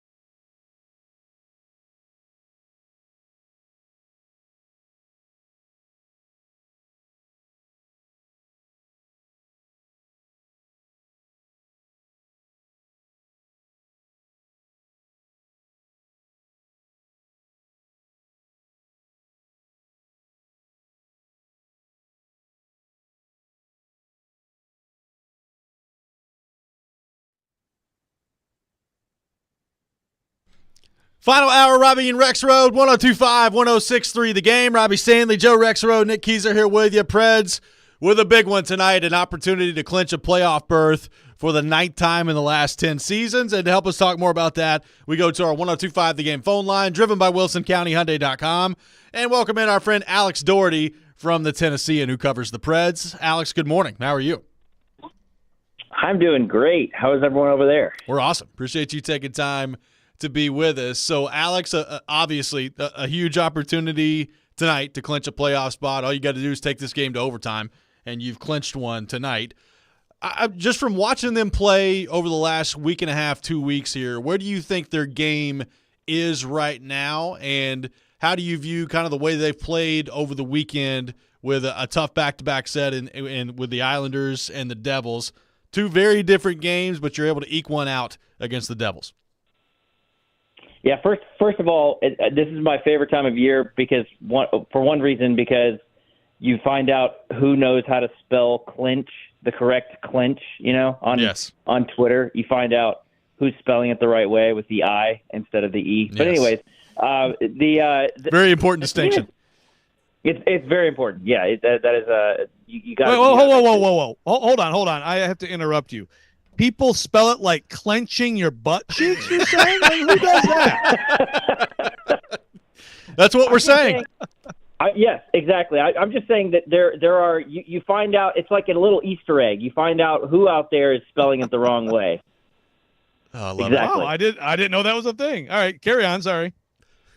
All right. So yeah, I think it's pretty clear that the team is not playing exactly like they were during that 18-game streak. I mean, there's no question about that. You didn't expect that. You didn't expect the team to just finish out the year going on a 40-0 streak and just clean sweeps through the playoffs the way they were playing.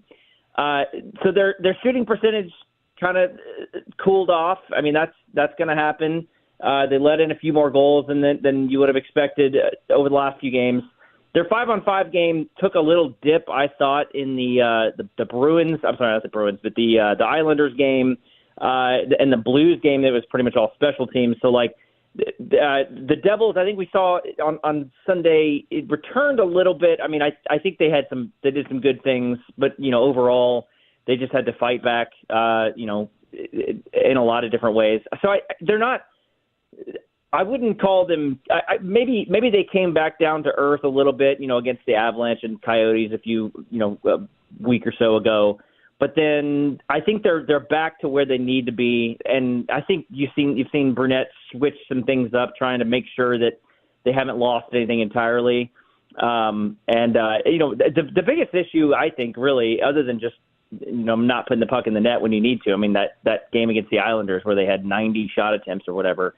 That was tough to watch, but defensively they've just made some key mistakes. Like you've seen the Jeremy Lauzon, Alex Carrier pair not play as well recently. You've seen some issues with some of the older guys like Shen and McDonough's great at special teams, but you've just seen some little errors here and there. I think as long as they just maintain a little bit of their structure defensively, and their 5-on-5 play is just, kind of returns a little bit back to where they were during that streak, I think they'll be okay going into the playoffs. Yeah, well, and people talk about quote unquote peaking too early, Alex, which I get. Like, I get the idea, but also like we've seen.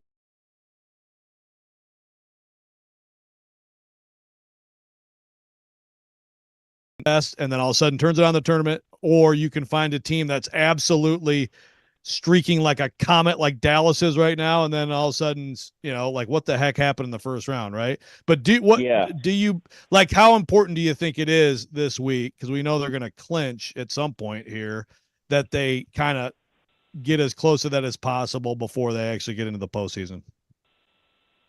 I think they need to be on their game. They need to be playing competitively. They'd probably prefer not to back in, where they could do that, where if they lose tonight, then the Blues drop a point to Chicago tomorrow, they would back in. I think they'd prefer to do it themselves. I think the bigger issue might be the timing of when the playoffs start. Because I don't know if you guys have looked at this, but Oh, yeah. so the Predators play their last game on the 15th, which is a Monday, against the Pittsburgh Penguins on the road, which could be a pretty interesting game if Pittsburgh's playing for making the playoffs, and Nashville's not playing for anything. And then the playoffs start. The earliest date of the playoffs is the 20th. So the Nashville could be in a situation where they haven't, they've clinched and don't have anything to play for like a solid 2 weeks. I mean, or close to 2 weeks. I think that's probably more important, because if you go 2 weeks without playing a real meaningful game, that I think that's more harmful to your sort of team psyche than anything, rather than like if you played too well in February and you can't get back to it. I think it's more important, what does the next 2 weeks look like? Are you playing real competitive games in the next 2 weeks? I think that's probably more important. Well, that's why, to me, Alex, I've kind of backed off the idea of, hey, go ahead and clinch, and then you can give guys like Forsberg, who's clearly, he's battling through something. He's not been able to practice, but he's able to play. You can give guys like Forsberg, Yossi, your veteran players maybe a little bit more of a break. But like you said, I mean, their last game is the 15th in the regular season. Playoffs start on the 20th. Maybe they play on the 20th. Maybe they don't. Maybe they play the 21st. We'll see. So, like, I've kind of backed off the idea of resting guys down the stretch unless there's something that's just really nagging at somebody. Yeah, exactly. Especially your goaltending. Like, I mean, if they just go, let's say I'm assuming they're probably going to start Saros tonight. Let's say they start Saros tonight and they win and they clinch.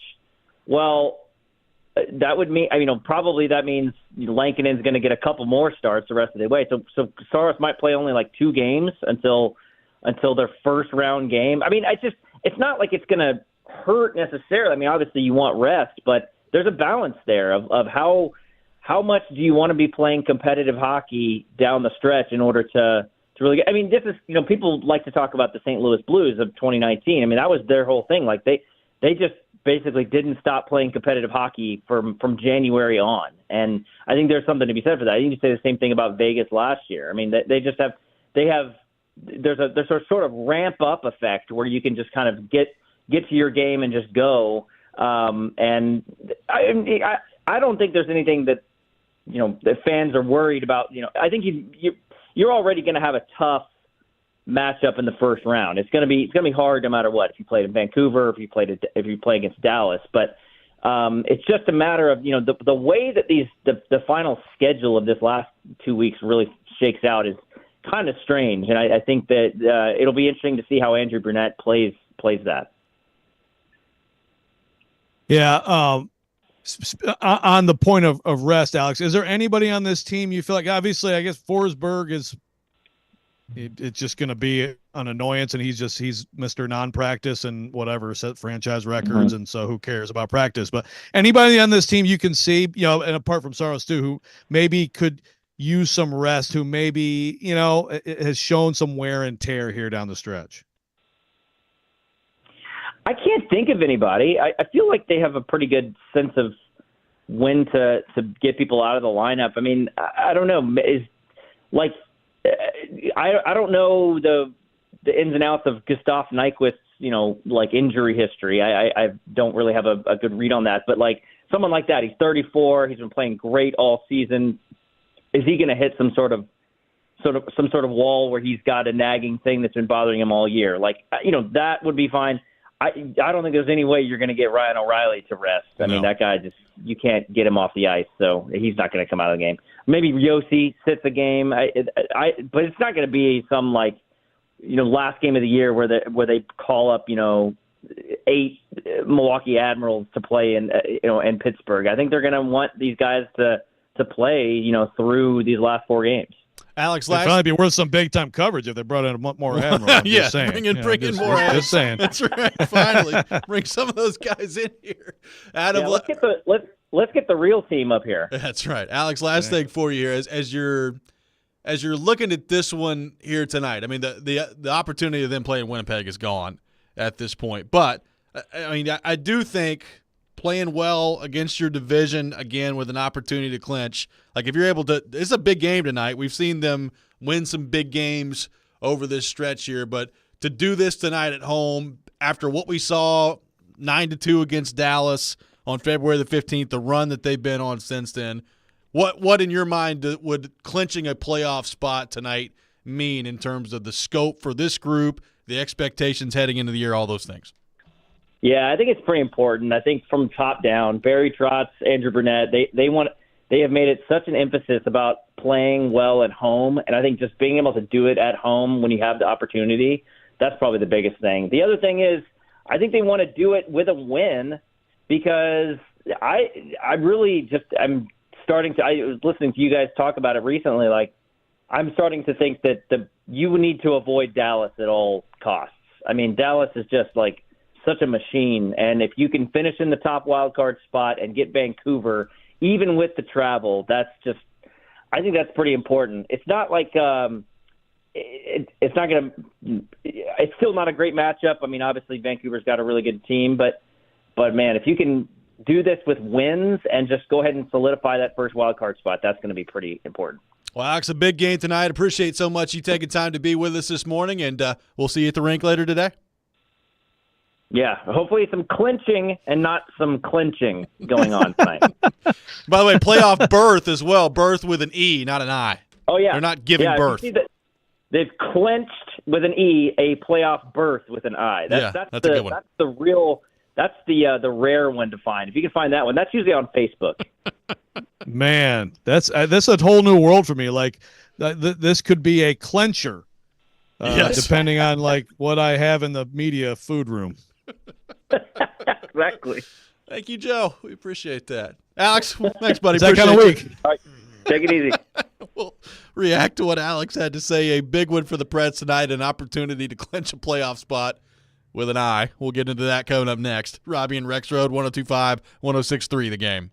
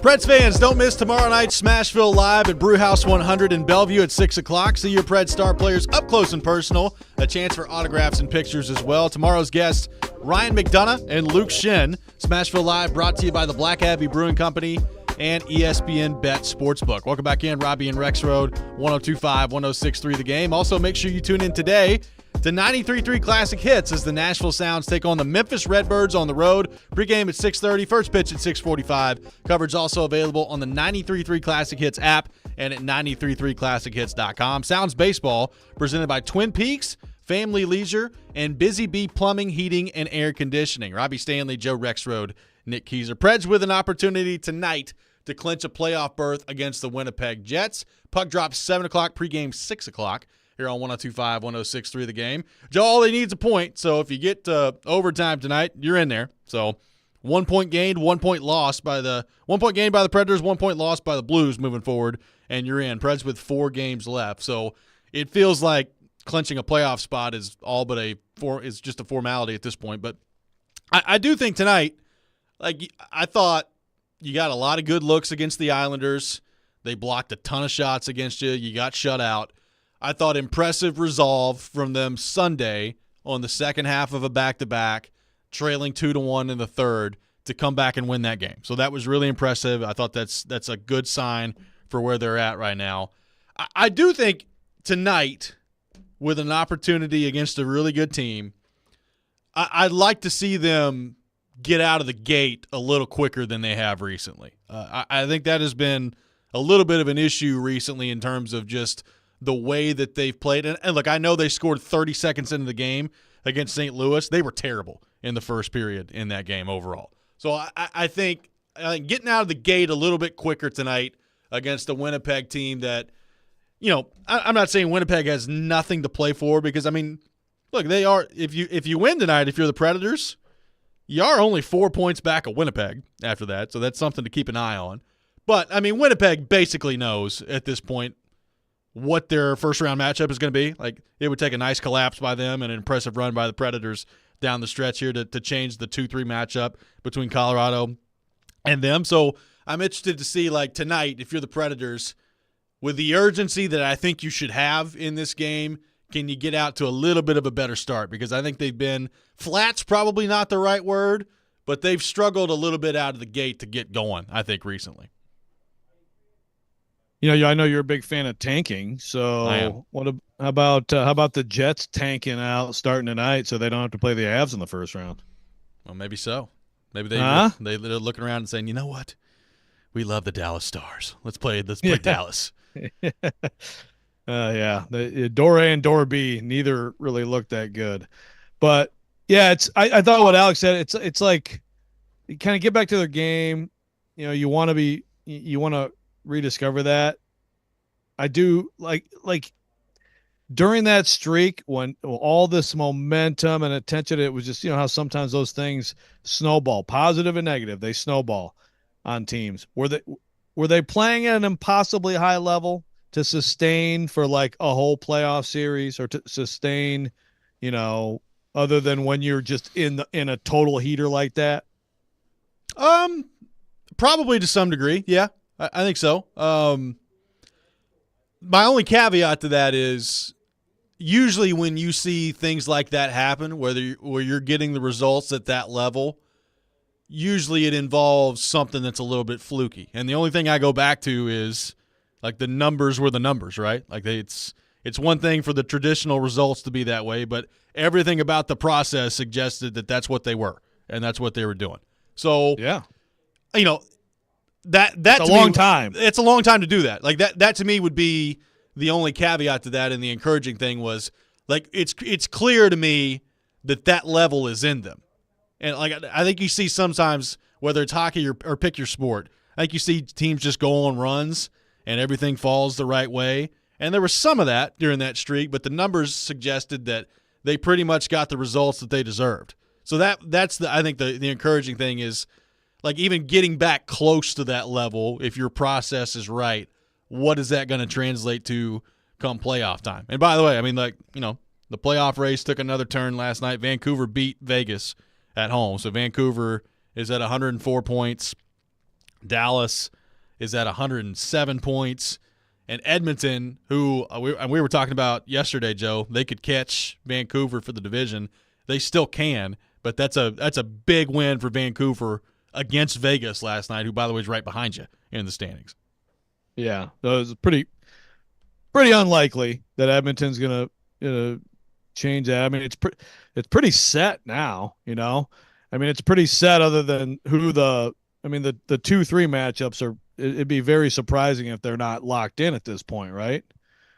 For the, well, the only thing I'm leaving is Edmonton does have side, 2 games in hand. Like so if Edmonton takes care of their games in hand, then they're going to have a shot. And I think I need to look at their schedule. I do think they play Vancouver again coming up down the stretch here. But either way, like it's going to take a good run from them. Yeah, they play Vancouver Saturday. So that's a massive game. Edmonton and Vancouver on Saturday. But it's gonna I mean, they've got Vegas, they got Arizona, Vancouver, San Jose, Arizona, and then Colorado to close out the season. It's gonna take a pretty impressive run for Edmonton to win the division. Yeah, because that's still we had Sean work on yesterday, and he's definitely down on the Oilers. But I don't know. It's just I know that regular season matchups don't translate to the postseason. And in general, I get the idea of like questioning the Oilers in the playoffs. But I don't think that's a matchup the Preds would relish either, right? I mean, They may relish, but their fans probably shouldn't. Yeah, don't want it. I agree. Got a texter, JT, on the text line. It says JT on the text line. He says his name is John, so we'll change that. John on the text line. Can you guys comment on how overall we've had a lack of injuries this year versus others, and how that may speak to the coaching staff and the training staff on the job this year, and obviously the job the players have done to stay healthy? What do you think of that, Joe? Man, I almost feel like we need to have like a fantasy trainer league or something, Like trainers, I think trainers are getting too much blame and credit on the injury front. Like, I mean, they do a really important job. Now, Ryan McDonough, he's the one who had the quote, right, about the wear and tear. Yep. And kind of related to this system. So maybe systematically there's something to that. I mean, the obvious guy is Forsberg. Yep. Right? I mean, Forsberg's a guy who, I mean, gosh, he missed the last, 20 games last year or whatever it was. That, yeah. And obviously that was a headshot in Philly, but he's a guy who has kind of had a lot of those seasons where he misses around 20-ish games. So why in this, as he gets older here, why has he been able to be fine all year? And of course, as we're saying this, he's like screaming, like, shut up about it. Yes. And he does have an injury nagging enough to keep him out of the practice. But I don't know. I mean, maybe system, but like as far as trainers, first of all, the trainers aren't any different, are they? No, they're the same. Yeah. Trainers, man. These trainers out here are just I guess they're getting too much credit too at times. So at least there's some credit for a training staff. Yeah. Well, I will say, I mean, it's not only that they've stayed relatively healthy, it's who stayed healthy. Like, Yossi has played 78 games. Nyquist has played 78 games. Same with O'Reilly, same with Forsberg. So the guys that are kind of driving them have been the ones that have stayed healthy. 615-737-1025, our phone number. More your thoughts on the Preds to get to. Plus, should the NHL consider changing the playoff format? Interesting piece from Pierre LeBrun yesterday at The Athletic. We'll get to that coming up next. Robby and Rexrode, 1025, 1063, The Game.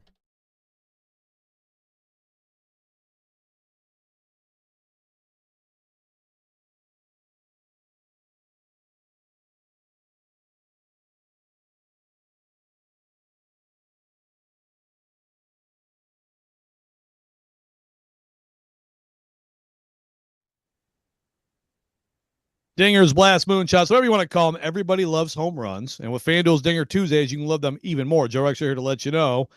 Dinger Tuesdays, back for another season on America's #1 sportsbook. So what you do is you bet on a player to hit a homer, and then FanDuel's going to give you $5 in bonus bets for every home run hit during that game, as if you need another reason to love the long ball. Mookie Betts, how about him so far? Absolutely tearing the cover off the ball.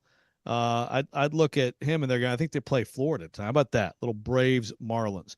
Visit FanDuel.com/Joe102. Get in on all the Dinger Tuesday action. Again, FanDuel.com/Joe102. And by the way, that's Braves Mets I was wrong about that, but go with that game and Mookie Betts. Make every moment more with FanDuel, official sports betting partner of Major League Baseball, and you must be 21 or older, present in Tennessee. Bonus issued is now withdrawable. Bonus bets expire 7 days after receipt. Max bonus $25 per game. Restrictions apply. See terms at sportsbet.fanduel.com. Gambling problem, call the Tennessee Red Line, 800-889-9789.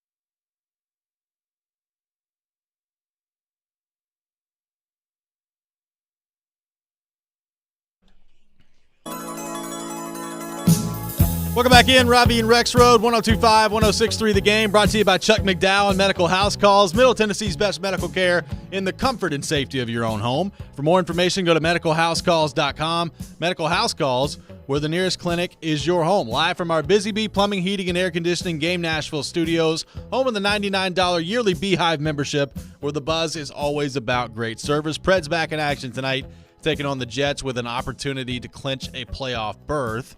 And speaking of the playoffs, Joe, Pierre LeBrun came out with a very interesting piece yesterday at The Athletic talking about the playoff format and should the league change it. And we've seen this before. So the league, they used to have the playoff format that was pretty simple, right? Like you were seeded 1 through 8, and the number 1 seed played the 8 seed, 2 played 7, so on and so forth. And then they realigned the divisions back in 2013-14 and switched up the playoff format. So they went from 3 divisions in each conference to 2 divisions in each conference and have the wild card system that we see today. And basically, Joe, like the idea behind that was let's try to get as many like divisional matchups as possible to really hone in on creating good rivalries in the NHL, which I understand the thought process behind that. one thing that has always kind of bothered me about that is exactly what we saw with the Preds in 2018, right? Where the two best teams in the league are playing each other in the second round rather than in a conference final in that conference. So you've got that part of it. You have the schedule that has now changed. Like it used to be, Joe, you played your divisional opponents 8 times a year. Like they used to play Columbus and St. Louis and Detroit. I mean, all the freaking time. I mean, they were playing these guys all the time. And now you play them like 3 times a year, in some cases 4. So it's a completely different league now. And look, Vegas is added to, Vegas is in here now. Seattle's in here. So with expansion, you've had to adjust the schedule a little bit. I have always thought, Joe, that the 1 through 8 playoff format is better. I think it rewards regular season play more when you have the 1 through 8 format. I like the simplicity of it. I think you could still get good divisional matchups in that when those things happen. It's not going to be all the time like you have right now. But to me, like the divisional part of this, like you don't play your divisional teams enough anymore for that really to just be a big thing. And I like having different playoff matchups every year. So I'm a big fan of the 1 through 8 format. What do you think? Should the NHL consider changing playoff formats, or do you like it the way it is right now? No, it's 100% should be 1-8, and Pierre's got, people who are saying exactly that. I mean, I just, it's funny. I didn't realize this till reading through the story. Maybe I'd forgotten it, but the 1 through 8 started. It used to be, and of course, I did love the old Smythe division and the Patrick division, the Norris. Oh yeah. My Red Wings were in the Norris, but the first year of going conference and 1 through 8 was the year that, I mean, one of my worst memories as a sports fan where the freaking Sharks beat the Red Wings. The Red Wings were the absolute best team in the NHL, won the President's Trophy, and got beat by the Sharks and Igor Larionov. Oh, yeah. My God. So, I mean, right away you get, because that's some of the case against it is like, the gap in teams and you could have more competitive games or whatever. Like, oh, you immediately got an amazing, shocking upset in series with that. It's more diversity of teams seeing each other. It just makes more sense. If you are the best team in your conference, then all the way down the line, I mean, you should be rewarded exactly for what your performance is, and you should play the team that matches up in what makes sense as an 8-team bracket. I mean, all I've heard really is complaining about this the whole time. So just change it. Well, and look, it wouldn't always change the matchup, right? I mean, sometimes it does, for sure. But under either playoff format right now, if the season ended today, you'd have Dallas taking on Vegas, right? I mean, it's that way with the second wild card. It's that way if you go 1 through 8. So it doesn't always change the matchup. Now, it does change some of them, and I think it puts a little bit less of an emphasis on the interdivisional stuff. Some of it, there have been times, Joe, throughout this process where the first wild card team is way better than whatever team finishes third in the Pacific Division, right? We've seen that happen before. I mean, look, even right now, the Islanders in the East are in the 3 spot in the Metro Division. Tampa Bay is way better than the Islanders or the first wild card. Exactly. So I think Tampa Bay should be rewarded for being better than the New York Islanders with their playoff matchup by seeding. That's the way it should be. So I wonder. I don't think it's going to happen like right now, but over the next couple of years here, does the NHL consider moving this back and going back to a 1 through 8 playoff format? Yeah, I really hope so. Pierre also brings up you could go back all the way to just straight up divisional playoffs like it was in the 80s. I hate that. I don't like that. He says he thinks that is also and the straight up 1 through 8 are both better than the hybrid. I would disagree with that. I mean, I would take this over that. But yeah, I just and the Preds Jets is absolutely a great example. That absolutely, and I believe it would have been.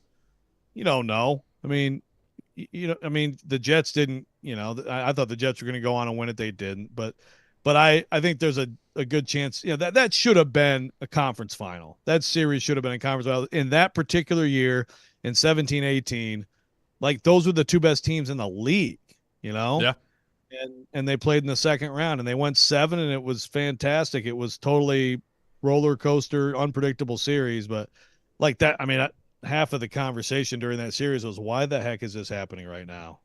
So, I mean, I think it's just overthinking it to do anything but 1 through 8.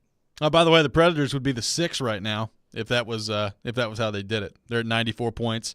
LA's at 93, Vegas at 92. So Preds would be the number 6 seed. So would they be looking at Colorado? Yeah. Maybe Preds fans don't like this idea. I say that, but like I need to go back and because honestly I've forgotten, because I know in the NBA they used to do it this way. Like when they had 3, and that's the other thing now. They used to have 3 divisions when they did this. They only have 2 now. So would you go back and switch up the divisions again? But do the division winners automatically get the top 3 spots? Like No. your highest rank? Because I don't like that either. Just give me 1 through 8, the best teams. Yeah, I'm quite confident in saying no. It's just the best records, period. So it would be Colorado. Which makes divisions just goofy, but it's just like to play certain teams more often. Yeah. You know, I have rivalries. Colorado versus the Preds if they went back to the old way. There you go. By the way, Joe, some quick news. Logan Ryan, former Titans defensive back, has called it a career from the NFL. So just passing that along. Okay. I think if he wants to get into the TV game, I think he could be really good. I think he could too. 615-737-1025 is our phone number. Coming up next, it's time for Preds Pick to Click here on Robby and Rexrode, the final edition of the season of Preds Pick to Click. We've reached the end of our Preds Pick to Click adventure here on the program. Be the first caller. 615-737-1025 is our phone number. If you guess a goal scorer for the Predators tonight, you want a pair of tickets to a future Nashville Predators home game. You're listening to Robby and Rexrode, 102.5, 106.3 The Game.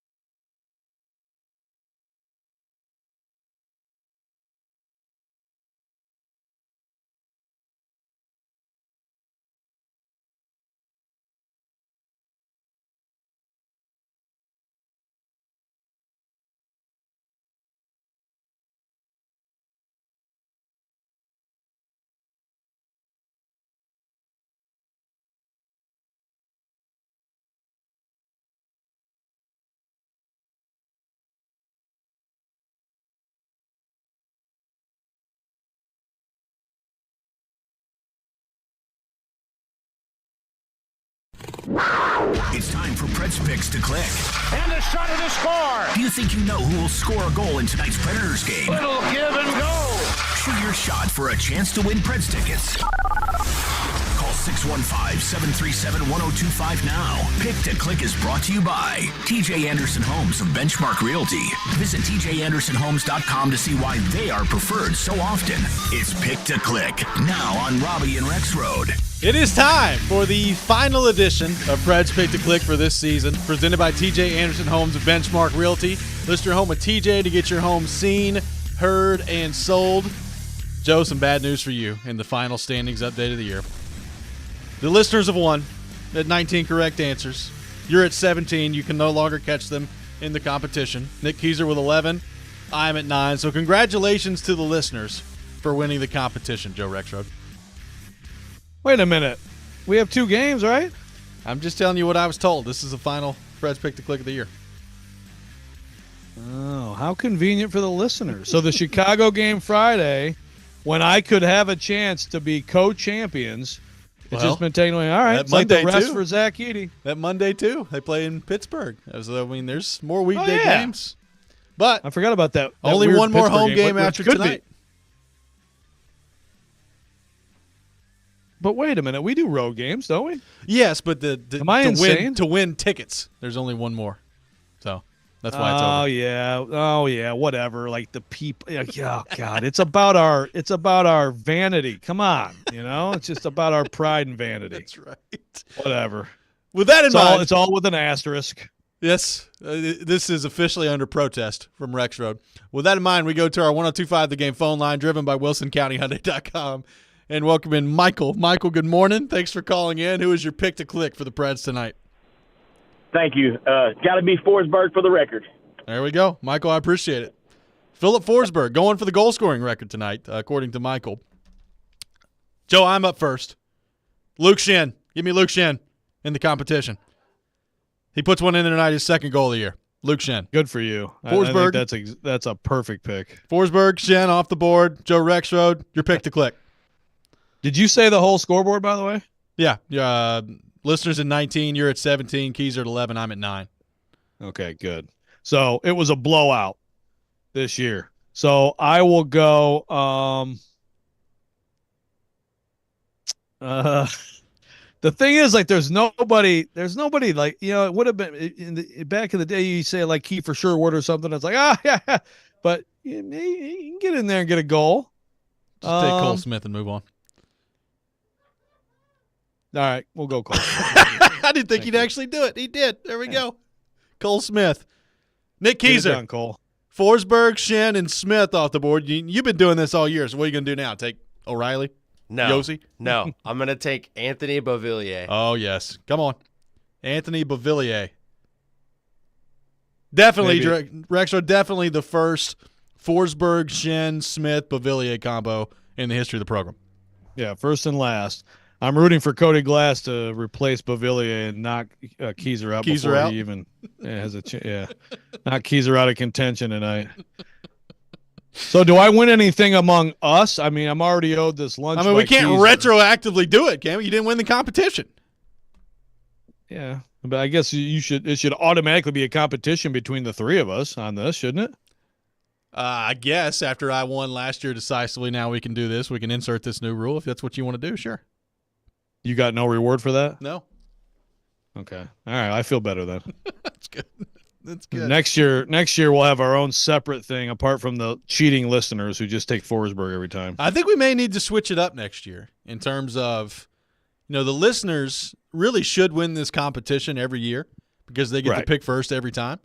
And I think we might need to do some tinkering to that next year. I mean, yeah, and the thing is, they'll still get the tickets. Yeah, exactly. Yeah. Yeah, why not? Why can't we switch up the order and just say boom, boom, and then, okay, listener, you're third? Exactly. Could it be maybe called shots for points per game? Something. See, now something you're getting too much into the weeds. Really? You're getting too deep in the weeds. How would you do it then? Just switch up the order, Keyser, of who guesses the goal scorer. I mean, that would We work. don't have to start getting into, analytics around here. Calling shots might be fun too, though. Okay. Well, we'll consider it all under advisement. when we have our show meeting. We'll see what Izzo thinks. Contemplate it. Okay. Yeah, absolutely. Yeah, that's true. We must wait and see what Izzo thinks. That's true.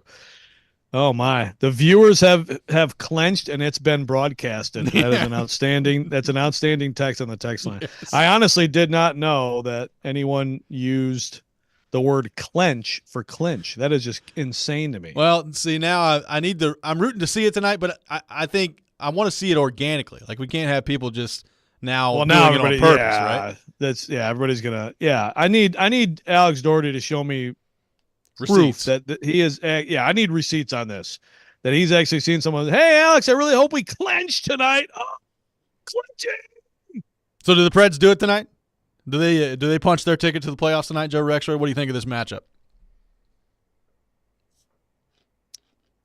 I don't know. I do think it's a really important. It's important for them to, and we've kind of talked about this, to start better. And just to get back on their game, right? I mean, I don't think they had a bad weekend. They ran into an insanely hot goalie, and they had a clutch win to make this week not interesting at all. But I think it is important for them to get back to their game, get to it early in a game, and leave no doubt and not back in. I think there is something to that. Like what Alex said, not backing in would be, I think, good for this team. I think they do it tonight. I think this group has had a pretty good ability to rise their level of play to the moment for the most part. It hasn't always looked great with the results, but they've played pretty well for the most. So I think tonight they're able to do it. I think they can at least